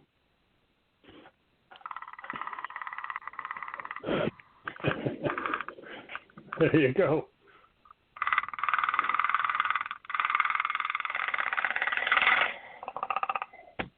I had to. I couldn't help myself. I had to put the predator sound in there because that is what you absolutely nailed it. If anybody doesn't know, that was a scene from, I believe, Predator 2 with Danny Glover. No. Or no. Which one? Well, it actually comes from both of them, but I more or less had the first one in mind, but it's just kind of my version of it, actually.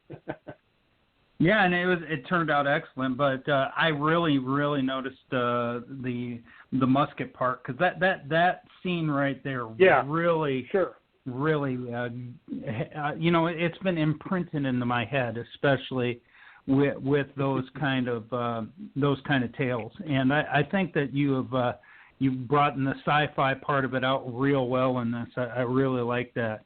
Let me get a comment from. Let's get a comment from Verge on this. Verge, what did you think about that?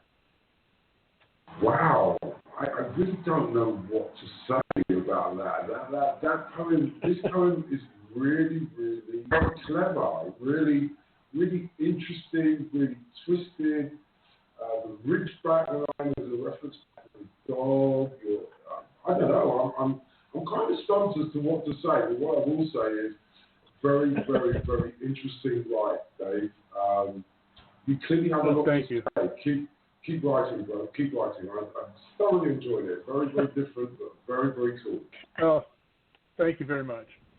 Cool, man. Randall, what do you think about that? Oh, man.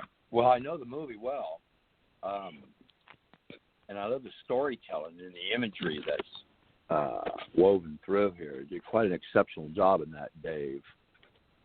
Thank you. I find it interesting that Jay, the theme of tonight that seems to have moved here, reflecting all the same things from all the different views, is all the same thing. And it's the reality that there are true monsters in the world in one way or another. And this is just another way of capturing it. Well done, bro. Thank you. And Linda, what do you think? Well, Mr. Prophet, you have done it again. Your storytelling is stellar. Thank you. This was very interesting, and it was very, very scary. You do that well, though. But it was nice how you incorporated the movie into your story for the prompt, and you did a really good job on that. And yeah, the imagery on this was really stellar. It brought strength and power through with it. And yeah, I really liked it. Good job, Mr. Prophet. Oh, thank you, Linda. Thank you. I might add that the background for this is taken out of the Yellowgate area. I think Salwa might have recognized something. Salwa? Well, by all means, let's hear it. Salwa. Oh, I think we lost her. Oh, she was about ready to say something, then we lost her. No. Well, what I was going to say was the background. If you click on the title link and you go to this page, the background picture is in the Yellowgate area, and it's about 5 minutes away from my house. This is the type of woods we have up here in the Pacific Northwest. So that's all I was going to say. Yeah. I know where you're talking about. When I was in the military, I did some trips, I should say, and not necessarily training. Sometimes I trained people. Sometimes I went there for admin stuff, and I took some trips up to Vancouver Island and also up to Joint Base Lewis McChord. So I know the Washington State area pretty well, and I think that a lot. And I also did my sergeant course there as well. So yeah. So I know. Hey, I know what you're talking about. Can I comment again? Sure, Linda. Yeah, I forgot to say something when I was commenting. There's something you did in this poem that was very unusual, is to make that monster guy have compassion when he doesn't kill the guy because he wasn't armed, and he didn't find him worthy, but he tries to hand him a weapon that he thought he could use, but all in all, he had the compassion to let them go, and I found that to be very charming. Anyway, that's all I wanted to say. No problem. Okay. Salwa, we got you back. Is there something you wanted to say? Sorry. Yes, first I want to apologize. Someone was knocking at my door very, like crazy out in my house. I thought it terrified me. Light on my car or something. Nothing. Sorry about that. It really terrified me. You okay? Yeah, I'm okay. After David's poem, I said, oh my gosh, is this? I started talking to myself. I'm sorry, because no one come at that late at night here. So I'm really sorry. I'm embarrassed. But anyhow, back to your poem.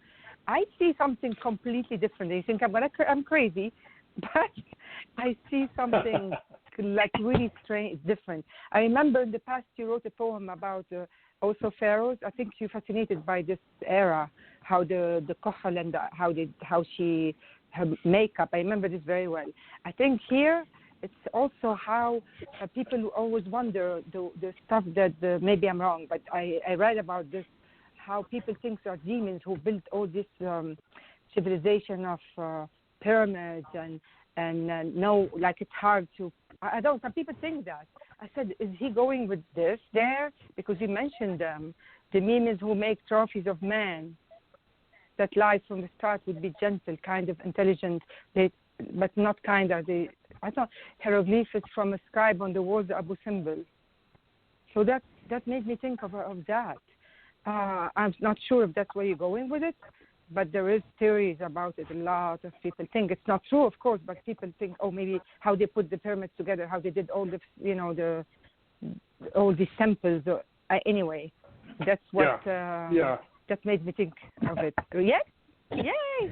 I understand that. No, I'm fascinated with ancient Egypt, and that's why I put Set in there, that's why I put this introduction in there, just to sort of give it a little bit of, sort of kick the story off, I guess.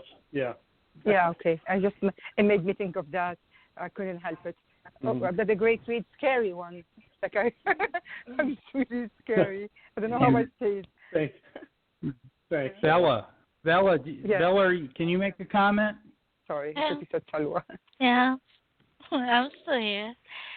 I like the quote here. Actually, the title is wonderful title. They pronounce it as El Demonio que hace trofeos de hombres.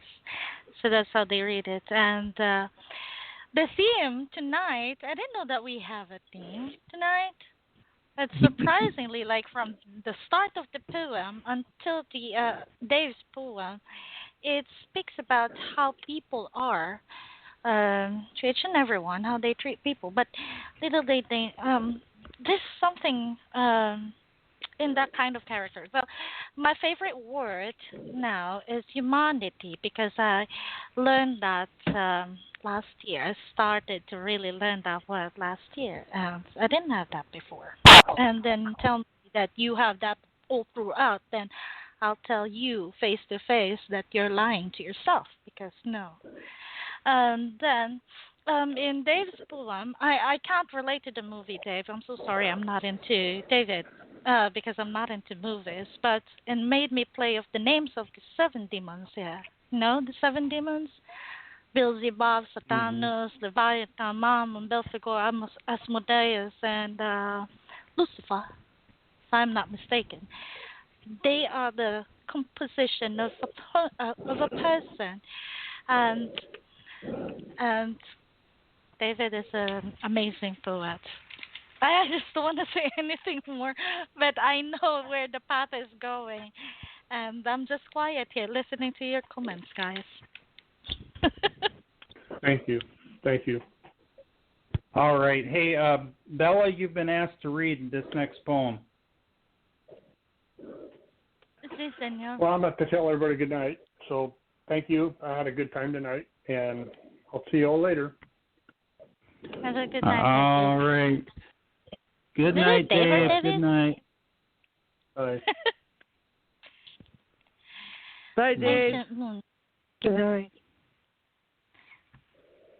Okay, all right, I Bella, got Asian moon. You're up. Yep. I hope I can do justice in here. A March Breeze by Joseph Moon. The March breeze blows right through me. Her heavenly hymns set me free. Marvelous, I sigh, marvelous, I say, as one winter struggles to stay. I love flowery scented days. They wrap me in the morning haze. A childlike innocence is here. Even the silent sap sings to my ear. I fall under this real spell, surrounded by roses in a wishing well. Nature's inspiration sweetly blown, with birds and butterflies are known. A yellow sun speaks to my soul. The tender warmth makes me whole. I feel so alive, so odd. Is this gentleness the comment of God, walking along with pearly white wand, or the breath of friends from beyond? There are thanks to be given. Spring, it too is a gift from heaven. And boom. Boom. Awesome. And like I said, that you bring such an awesome feel into this, and maybe we're changing direction a little bit, but I really love the feel for this one. Salwa, I'll let you start with the comments. She made me laugh. Boom. I love your reading. It was beautifully read. And the poem is gorgeous. And Mars Breeze, really, the impact of nature on us is incredible. This is like show how much he appreciates nature. And it just brings inner peace. It's just, I have to read it multiple times because I'm starting getting really a little bit tired after all this attention in the previous poems, but because I hate to butcher it, really, such a beautiful. I was taken away by Bella's reading.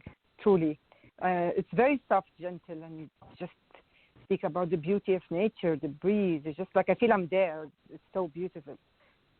My goodness, it's such a beautiful place that you described. Marvelous. Like you don't want to.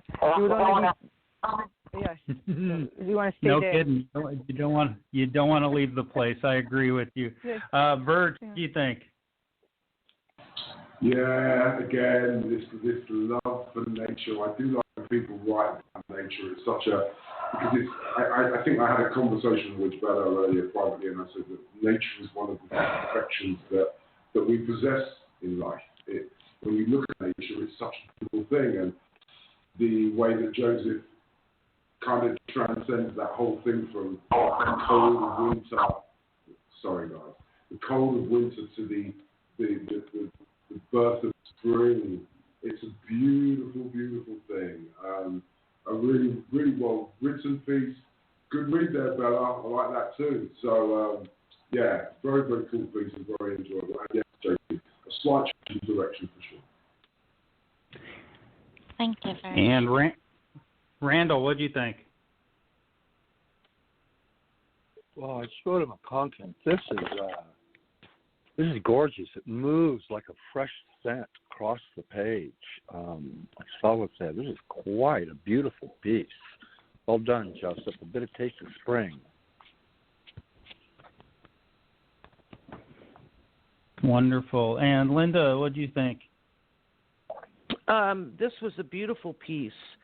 I wasn't expecting it, really. Joseph writes so eloquently. This is no exception.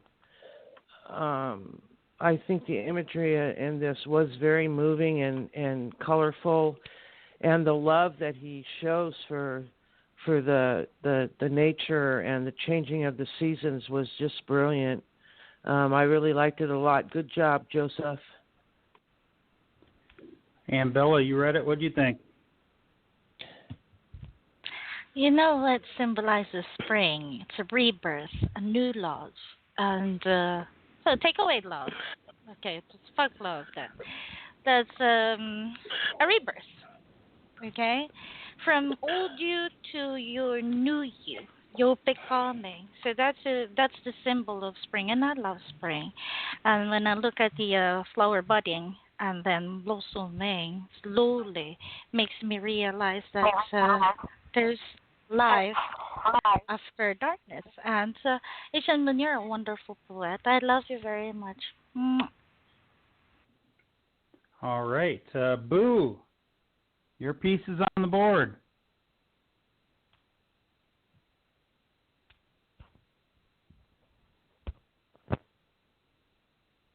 Okay, I gotta get off mute first. Boo. Okay. Yeah, got it. Can you hear me? Yeah? Yep, can hear you perfect. Okay. I was checking. Okay. All right, so this is called Pretentious Pleasures. I like this. Savoring the violence past echoed screams and unanswered silence, recall historic extremes. Words didn't have to say, sugar-coated feelings, futile game we now play, hot air without meanings. Find hedonistic galaxies, memories recite a tune, lovers' old broken bones discreetly now exhumed. Results of dissipated light, rays that turn to agony, throbs at the very same sight we both once roamed free. False injustices now loom, snake oil produces defeat, hungry, ready to consume, carnal sins feed the beast. Leaders journey on great byways, employ truth, shrines diplomacy, avoided angles to which raise integrity, not a simple decree. Kingdoms by years accrue, wars not same as victory, left shells of angels too sitting in the infirmary. Virtue speaks volumes, cowards behind veil, morals and integrity may the truth prevail. False prophets no clue, regress superficial lies, confusion continued while blatant egos arise. Unsightly vultures devour as noon clouds rise high.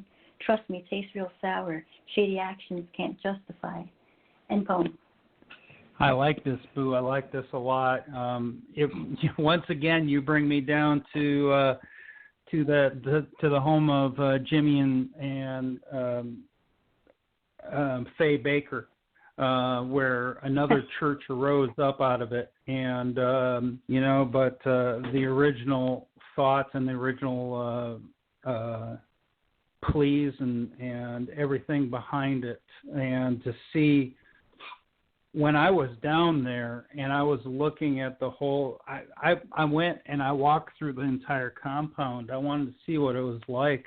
I walked there during the daytime. I walked there at night, and I drove around it. And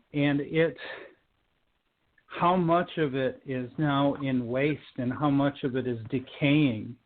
And it's just the whole immensity of it is just breathtaking. But to see how much it's put to waste is the sad part about it. And for anybody who wants to know, it's just outside of Charlotte, North Carolina. And it's not too hard to get to because there's another church that runs their services out of there.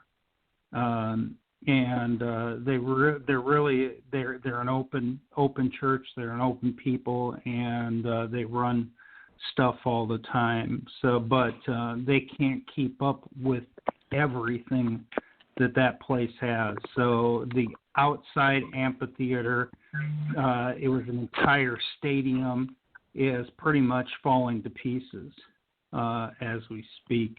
And there's no way that anybody can redo that without having like millions of dollars to put into that. And I can understand where everything went. And this is an excellent piece that kind of I see kind of rides on that wave. So excellent job, Boo. Randall, what do you think?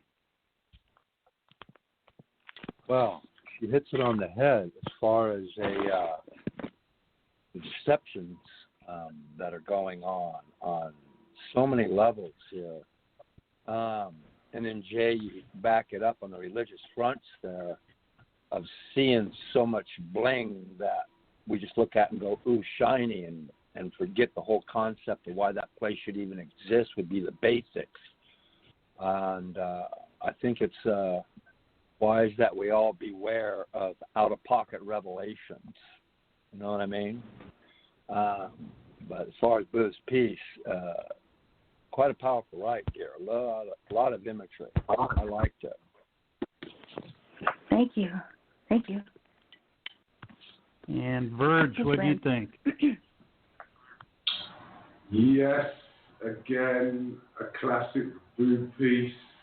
The first three stanzas are just raw, unadulterated truth. And I cannot commend the ability to write this stuff enough. Again, folks, I think it's very important to know. I wrote this 17 minutes ago while we're doing the show, which again says volumes for how much her mind is always functioning, always thinking about so many things. And I can't commend your ability to find a way to put the words together in the way that you do.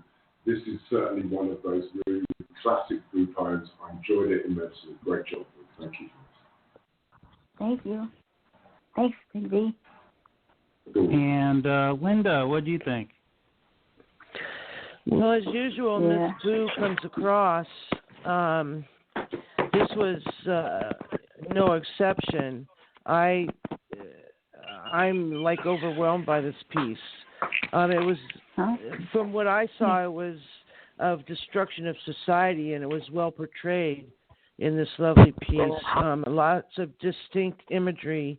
You described the downfall in classic terms. I think you did a really good job explaining the fall of an empire or what have you, but that's how I interpreted it. Good job, Miss Boo. All the goodies. Thank you so much, Linda. Hold on. And Bella, you get the last say on this before we put up your SoundCloud. A very interesting piece. And yes, 19 minutes ago. Wow, Boo. How did you be able to make it? I mean, make a piece so sudden and then with a lot of impact, of course. But I'll just write a comment. I'm so sorry. I'm speechless right now, but that's okay. You have my respect. There you go, Boo. Boo, imagine that. You made Bella speechless. Yeah, wow. Incredible job. All right, next up we have a little Bella coming up. We got a SoundCloud from her, so get ready. This one is for you. 8,760 hours by me there. 54,136,800 racing beats. 12,088,800 anxious breaths. 100,000 letters. A countless tear-stained shades. An epic smile and melting giggles. An enormous drop of faith. Yes, you. Fitas spells. You and I, Caritata. Trailing the carmine glass straw, ready to shatter into pieces, yet resolutely refuse to break. For adoration covered our flawed storms with multi-layered hood in different shapes, in various colors, in meaningful tone, and each time my shoulders shake from shedding my bowl of salted dew. Millions of your kilted doll lay bare on my breast, comforting my edges, embracing my goosebump flesh. I always think of you. I thought of you. I am always with you. Mi dulce vita, mi amor, mi dulce querido. While imagining your arms placed across my ribs, warming my empty space, making me feel less vulnerable. I become stronger. I know that every second away from you will be repaid with a lifetime of us. I have faith buried in hope, inked with love, amor vincit omnia, attitude promise, you and I. One day, someday, in time, if heaven will not forbid, if angels will walk along with me, you will witness how I will trail your crumbs to the foot of Bahala, eyes glittering, heart beating, finger tip laced with your soul. My Numa will sway along with. Dicen que es sabio esperar, pero mi estoy enamorándome. Si me quedo,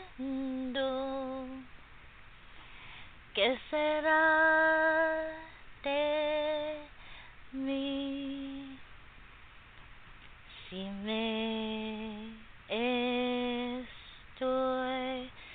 enamorándome.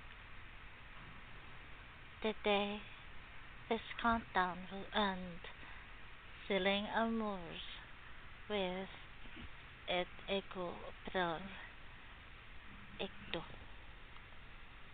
and boom. Bravo, bravo, bravo, bravissimo. Oh, that was fantastic. The pure, raw talent that you put behind that, the pure, raw love that you have. I have felt everything behind it, everything that you poured into it. And just absolutely, I feel the truth behind that. That's amazing. Let me start with Verge. Verge, what do you think?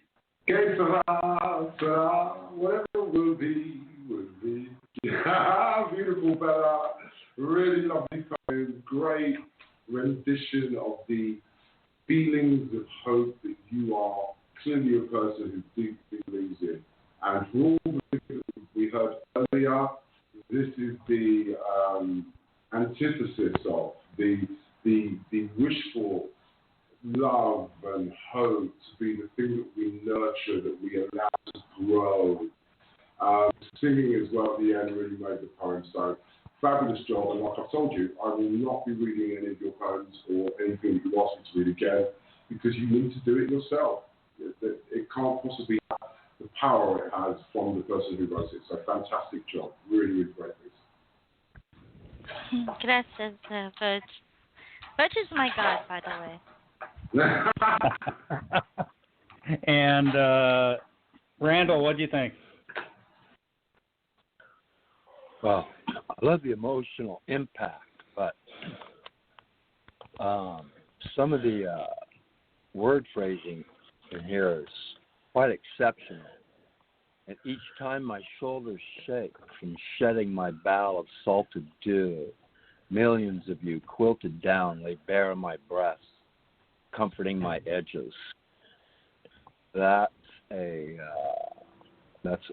stellar stanza right there. Well done, Belle. I really enjoyed that. Your word phrasing is marvelous. And Linda, Randall. what do you think? Thank you, Randall. Linda, what do you think? Well, you know how I feel about Miss Bella's work. I mean, she always comes up with the most brilliant, seductive, sexy, beautiful, loving pieces of art that is overwhelming to me. I thought this was a brilliant piece. I mean, she could write backwards and it would still be a most seductive, sexy piece. I love this piece. I love how she read it. And one more thing, let me find it.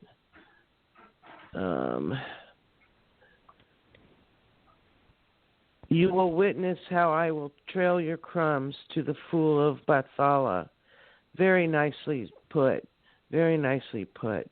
But there are so many just excellent lines in this piece that it's hard to pick one. But Bella, you are the ultimate poetress. I just love you to death. Thank you. I love you too, Linda. Thank you very much, Linda. Aww. That's my favorite word, Bahala. Bahala means God. And I got to say that your singing was fine. It was amazing, Bella. You did great. Boo, would you like to say something about this?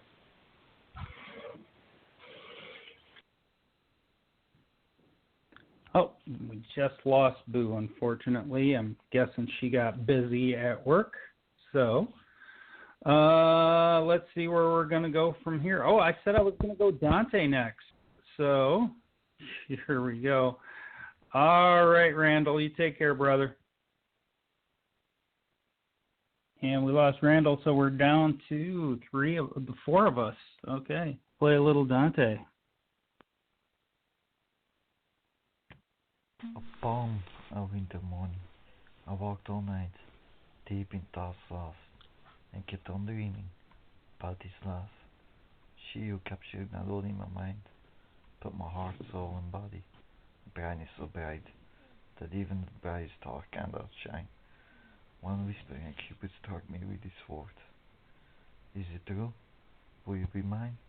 I may touch with my hand upon your face, or yours upon my chest, a simple kiss upon your lips, next to me in my arms, or both our bodies entangled in each other's during the night.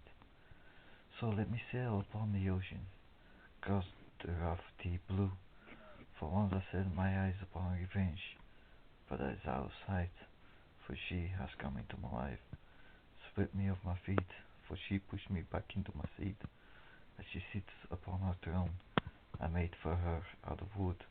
In my heart she will stay, like an angel singing her tunes, as the harp plays in harmony.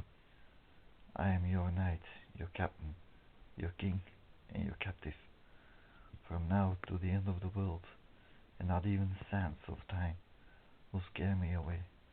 Testimo, wie kan je dat doen? Mijn liefde kent geen grenzen, en ik ben voor eeuwig de jouwe. My love knows no boundaries, and I'm forever yours. I love you, my love, so there is only one question left, and I will ask ask it forever. My love, will you? Oh, I've got to say it. Well, Bella, will you? You gotta ask me again when he's down there kneeling, and then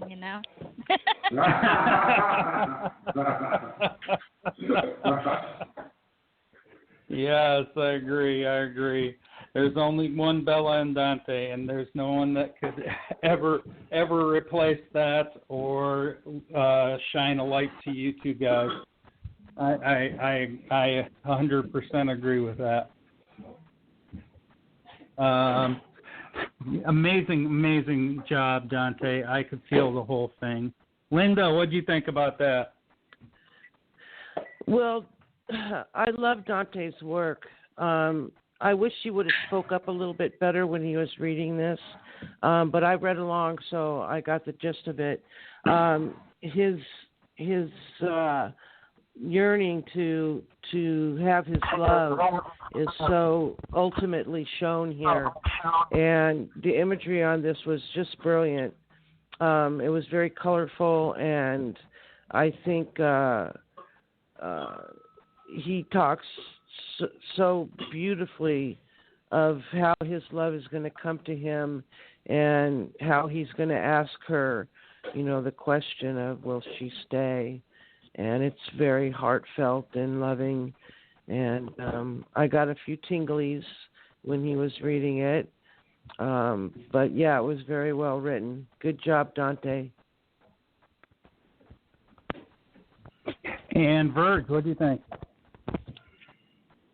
I think this is fantastic. It's the kind of poetry I wish I could write. It's not often that a piece of poetry makes me think of my ex-girlfriend who was the love of my life. And if she ever hears that and hears this show, she will know that she is that. And these words would be the kind of words that I would convey to her, to let her know just how much she meant to me and still means to me, and I will always mean to her, no matter what arguments, no matter what problems we may have had. This is truly a romantic poem beyond any that I've heard recently. I think this is absolutely fantastic. And I slightly disagree with Linda. I think the tone of the read is almost like a man whispering sweet nothings to his lover.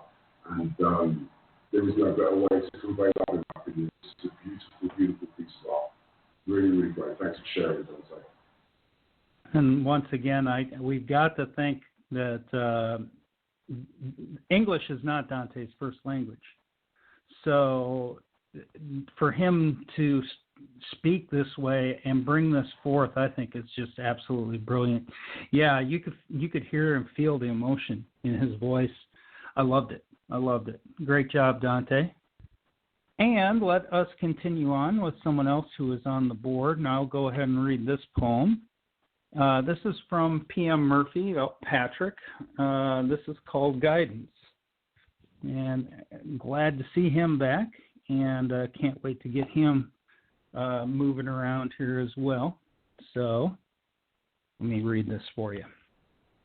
A hindrance of afternoon bellows, sounds that leave like fragrant tempers escaping each nostril.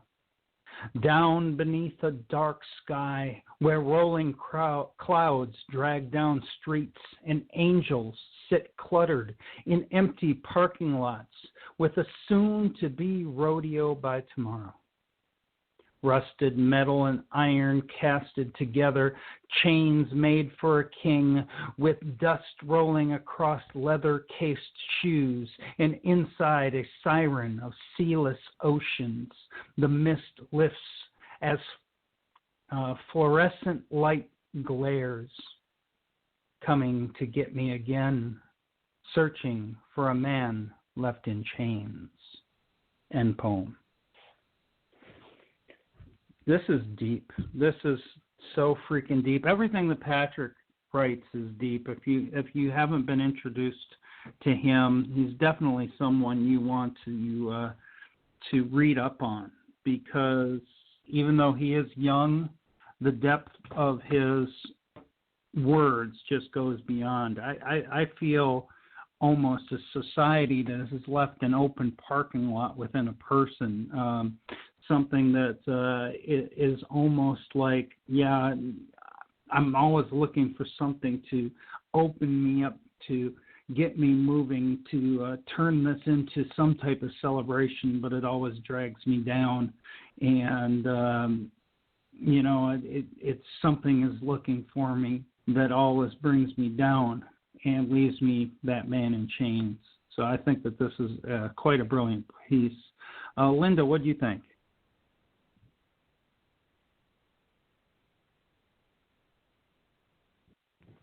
Linda, are you on mute? Yeah, sorry, I was on mute. Anyway, I agree with you, Jay, about it being a brilliant piece. I could feel the power and strength in his words and how he was feeling, and the imagery in this was dark but powerful, and I liked the way it flowed. His verses were well structured, and beyond that, his feelings in this were just like overwhelmingly beautiful. But yeah, I liked it. He did a good job. Awesome. And Bella, what do you think? You know, Wings, I've known him for like how many years now? And then he was the one who taught me how to write vignettes. Before I didn't know how to write vignettes, and then he taught me how. And I learned something from him. And I have to agree with JCA. He's young, but his brain is so juicy and powerful that you will learn something when you start reading him. And I love you, Wings, and I have mad respect for you. And I hope to see more of your writing. And Verge, what do you think?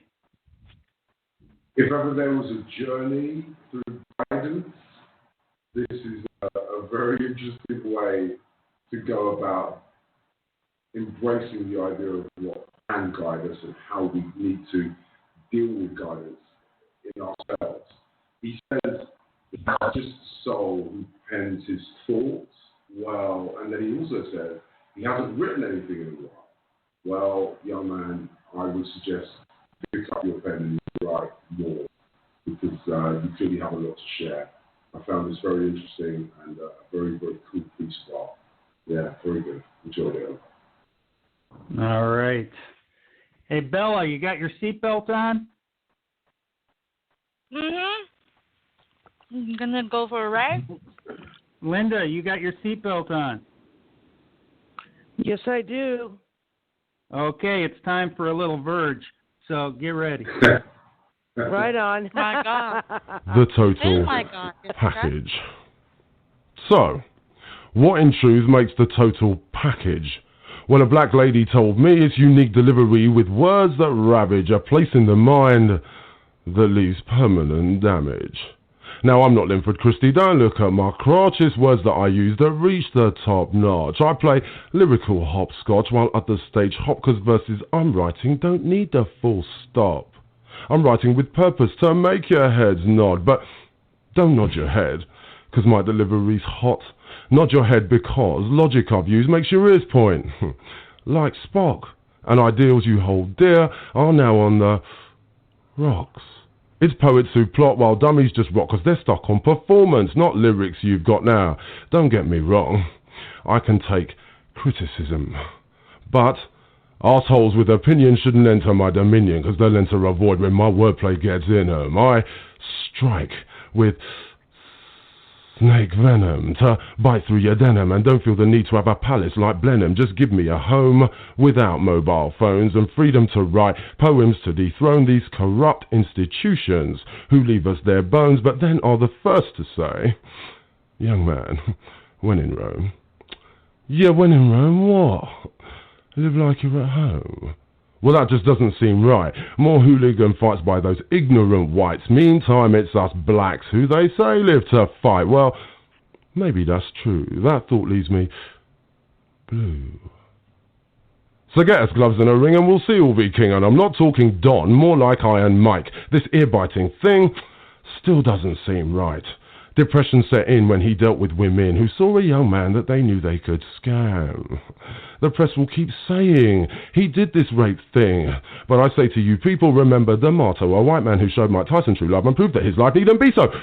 Staccato. Damn, that was a hard rhyme to squash like tomato. So who says potato and who says potato? Meantime, like Cyrano, I have a big nose. But it fits in my face like my words do, in prose. So let me get back to this lady named Heather. She was feeling a poet by the name of John Ho, a geezer whose poems have different flow. But wouldn't you guess, she said he stole the show, 'cause he's got his own flow, and because of these things she'll remember John Ho. So, does delivery define a poetic pro? Well, John, now you know you've got a new fan, while I, she suggested, am just the next man who wouldn't stand out in creative black man. Well, I was taken aback. But diverting my chat will divert me from facts, and the fact is this. I'm not a performer, I'm a social reformer. My wordplay brings damage. I'm not here to perform or to carry your baggage.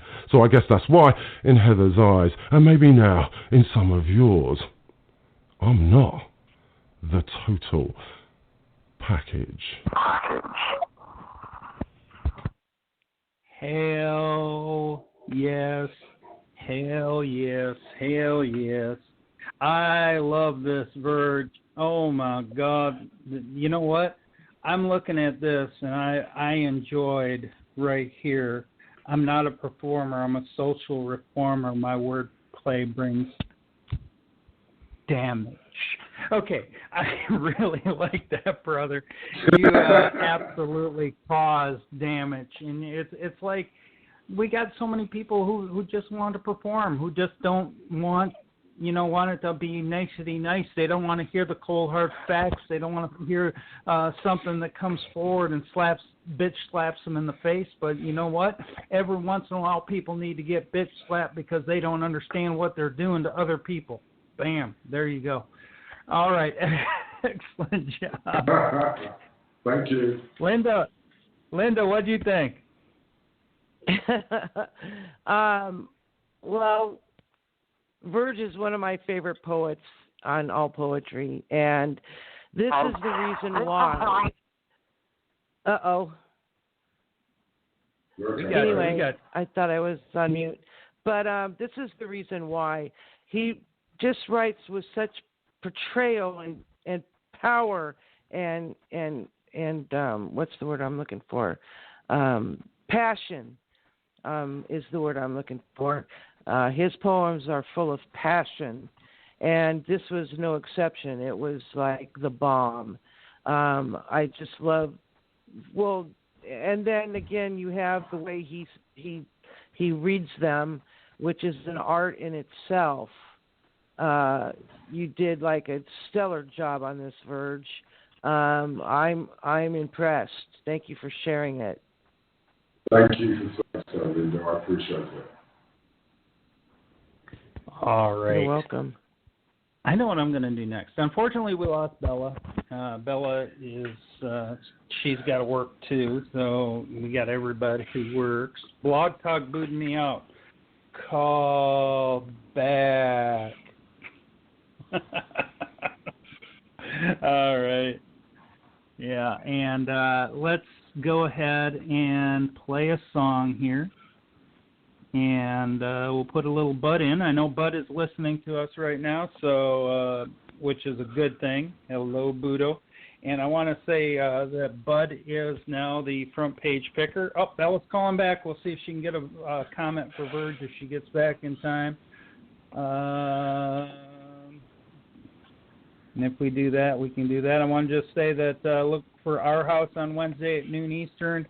Also, we're trying to lock in the show for Tuesday, so we should be able to get something there. Is saying nothing. Blog is saying nothing. Hold on. We'll do this right, and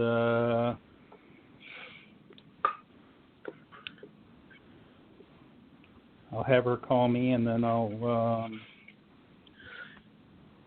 I'll conference her in, and let's see if that'll work.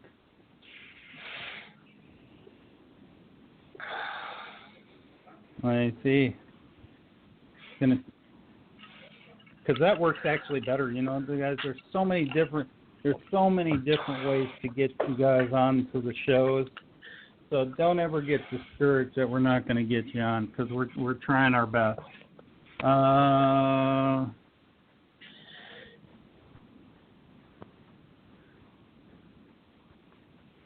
Still waiting. Well, in the meantime, while we wait, we'll go ahead and put Bud's song out there, and hopefully Bella will get in here in time.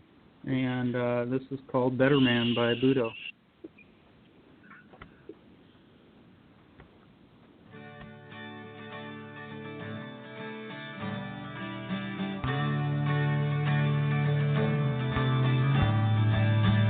I had a dream of 1,000 souls on fire,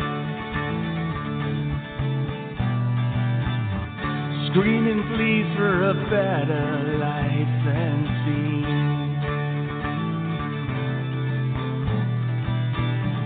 asking peace in a war on calamity,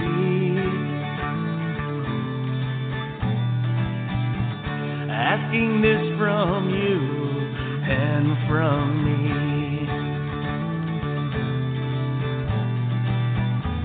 It would take a man of honesty to break the chains of bondage and set us free. It would take a better man than me.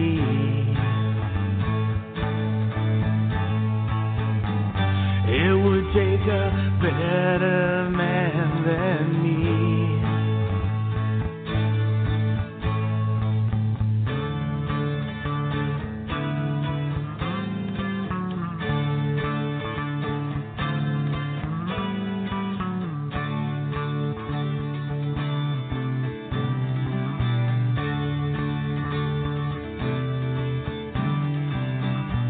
All the memories of past transgressions fell.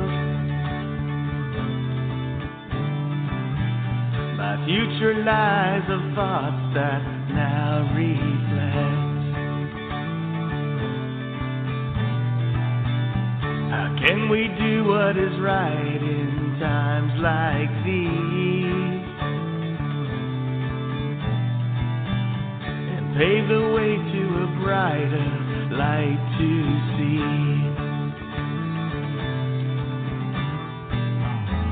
It would take a man of honesty to break the chains of bondage and set us free. It would take a better man than me.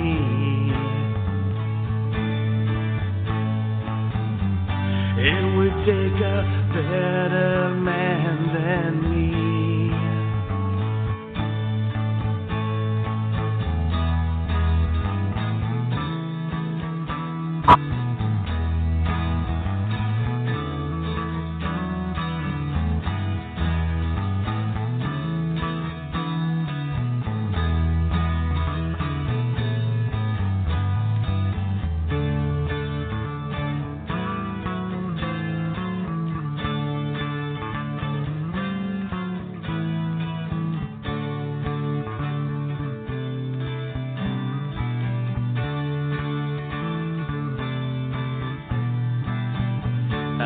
A dream of 1,000 souls on fire, screaming pleas for a better life than me, asking peace in a war on calamity, asking this from you and from me.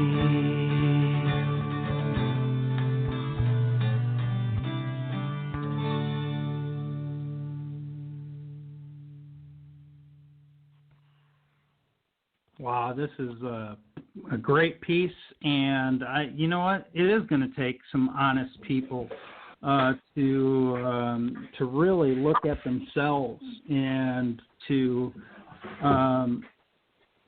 and to say, you know what? If we really want to change the world, we're going to need to be honest. And I'm hoping that people see this, and people who aren't honest actually get a conscience for a change and ask themselves exactly what they're doing in their lives, and seeing if they can actually, make it a better way to live. I think it's a very powerful song, and I love the way he put it together. Verge, what do you think? Couldn't agree with you more, JC. Absolutely spot on your comments. So all I will add is rocking through poetry's door, Bruno. This is fantastic. Very Dylan-esque. And you had my head nodding all the way through. Great rendition. You say you're shy. I'd love you to get on the show and call. You can get me on shy with the guitar. And when it comes to singing, sorry. And when it comes to singing that you love to write about, this was great. Really enjoyed it, bro. Great job. And Linda, what do you think? Well, I love Bud's songs. This is a good one. I think it was very heartfelt. I wrote, "This is really nice, Bud. You have filled my ears with love and passion for mankind. I love the imagery. It was filled with hope and strength. And let us take a look at ourselves to find out what's right. Great job, Bud. Great poem." All right. Now what we're going to do here from now on, we got some poems to read, and we're going to try pushing through as many of these as we can. I'm not promising we'll get through them all, but we only got like a few minutes, 15 minutes left or so. So let's start. Linda, could you read the next one for us? I sure can. Let me get it up on my computer. Oh, there we go. Got a poem from Sheila out there, yep. This is called Nature's Nest. Rotten bark fallen amongst the soil, all tattered twigs, woods, and colorful leaves, for any bird to enjoy its nest already the nature's provided for the bird's egg to flourish with joy. Oh, there's such a nice feel in the purity of that piece, and the simplicity in how she brought it together. And I'm pretty sure that during the spring, any bird would love to have something like that. I think that there's a simplicity and a purity in what she wrote. Linda, you read it. What do you think? Yeah, I thought it was very nice and pure brevity.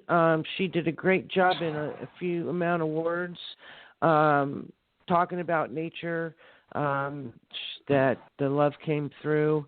I think she did a fine job on it. And Verge, what do you think? You keep saying what I want to say. you think it's so similar to me, so all I can add is, sorry, as Verge. Linda said, no, both of you do, but as Linda said, it's a great homage to nature again, and as I said earlier, when people write about nature, there's a purity that comes out in people's words that we don't seem to be able to find when we write about society and about the problems of the world, and this takes all that pain away. Just to read something like this makes me warm inside my heart and makes me appreciate the beauty of nature more, and I think people should do that more as well. So this is a great write. And, good job, Tina. All right. Verge, I'm going to try to have you go ahead and read this next piece for us. It's by Phil the Poet, and it's, let me, oh gosh, now my phone wants to go ahead and go slow for a change. The one time I'm trying to work this thing right, and it wants to slow down. I'll tell you what, let me turn around, hop off of Wi-Fi, and hop onto my, there we go. this will work a lot quicker, and I'm surprised I was on Wi-Fi the entire show. All right, there's a little something by Phil the Poet about Victor Tsoy. So enjoy that. Victor Tsoy by Phil the Poet. The poet stands in the shadows, singing the cuckoo's lonely song. His voice is strong with sadness, his palms turned into a fist.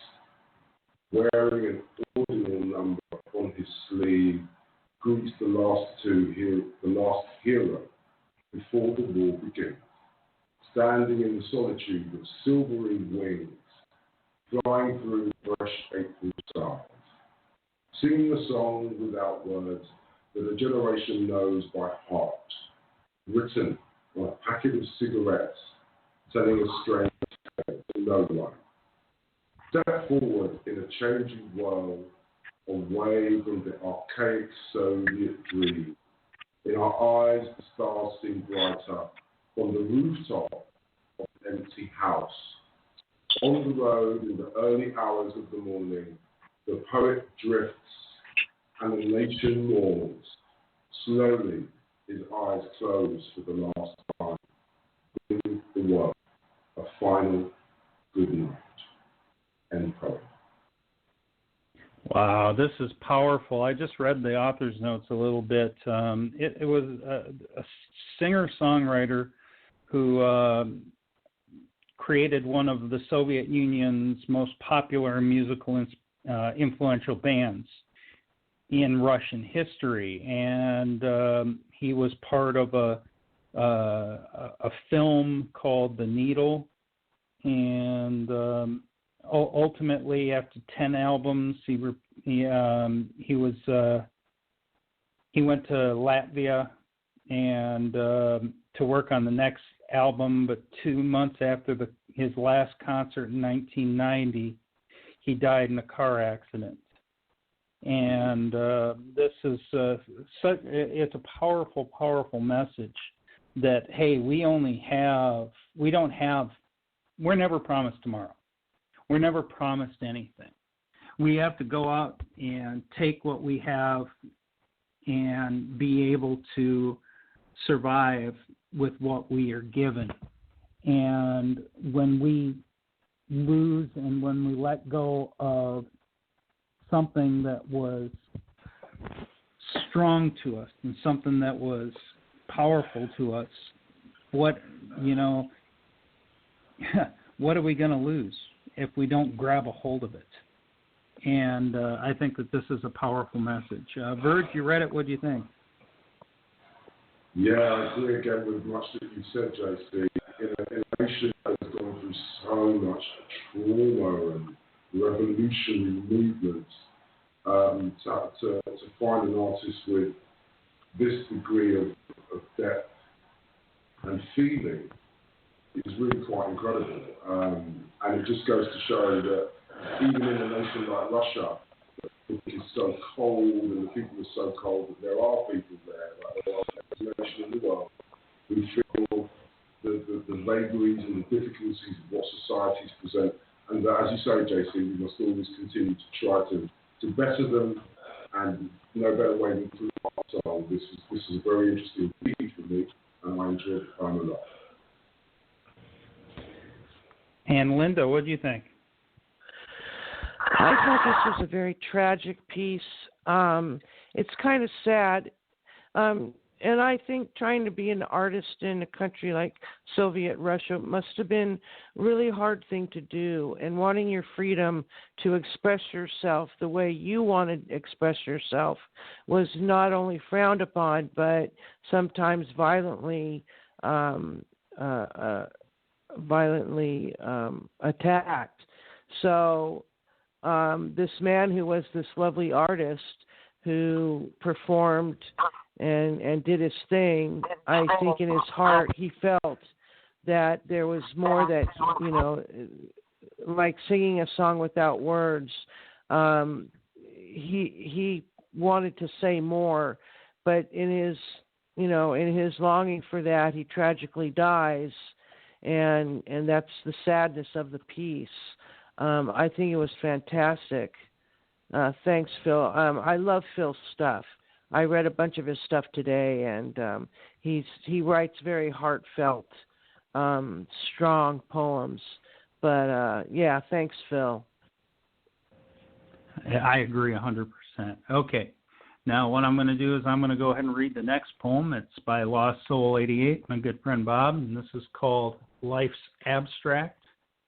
And it goes like this. There was a beauty only a few could see, hidden in plain sight, artistry in chaos, like Van Gogh's abstract starry night, Aphromov's winter fog, and enigmatic loneliness. Walking the tree-lined road deep in thought, letting the cool, brisk air clear my mind slowly, each step taken further from the pain of loss.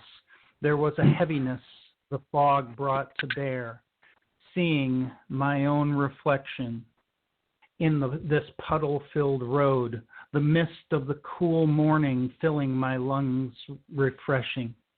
Soon day will be night, and this lonely road will be dark. As night comes, so do the tears held onto all day. End poem. Now, there is a powerful, powerful message in this, and I'm going to go deep, deep into this, folks, because this, we don't really know what's in an abstract painting or an abstract poem 100% ever. And the way he's describing this is that it goes beyond all of that. It goes beyond into an abstract life, into something that we're hiding, that we keep hidden during the day, that when we're alone at night, it rears its ugly head and absolutely attacks us and goes all over us. And that's what I see here. That's the message that he is bringing forth. So I think he does an amazing job with this. Excellent job, Bob. I really appreciate this. Linda, I'm starting with you. What do you think? Well, I love this piece, and the first verse, Van Gogh painted Starry Night in an asylum. He was drastically depressed and on suicide watch, but he painted Starry Night in that asylum, and I don't know if that's why it became so famous, but for some reason. But I love how he brought that pain of the artist in on the first stanza, and then he opens it up on the second stanza with a little bit of brightness and lovingness. Then at the end, of the second stanza, he kind of gets into the loss that he's speaking about. But I think he did a fantastic job on this. And I, the last verse, seeing my own reflection in the puddle-filled road, the mist of cool morning filling my lungs refreshing. Soon day will be night, and this lonely road will be dark. As night comes, so do the tears held onto all day. That's just a overwhelmingly beautiful verse. This is a strong poem, and he did a great job. All right, and Verge, you get the last say on this one? Again, this is beautiful, simply. The image is beautiful as well above the poem. It says Pinterest to find out is this a Van Gogh image or painting? Because what Linda was saying about Van Gogh was really very relevant because of the fact that this man went through so many stages in his life that led to such pain, and to be on suicide watch is really quite something to be then creating in a period of your life where you're going through that. I was interested to read about Bob as a person. You say to your friend JC, spousal suicide and being a disabled marine homeless. He's been through all of these things. It's reflected very much in this piece of art. A very deep piece of lyrical construction of the very things that, as you say, Johnny drifts into our minds a lot of the time when we're on at night or in a dark place. This is a great piece of art, and I've been to the Van Gogh Museum in Amsterdam, and wow, just what creative man he was, and his art is fantastic, and this is a nice homage to a man of that ilk. Great job, Bob. Very, very cool piece.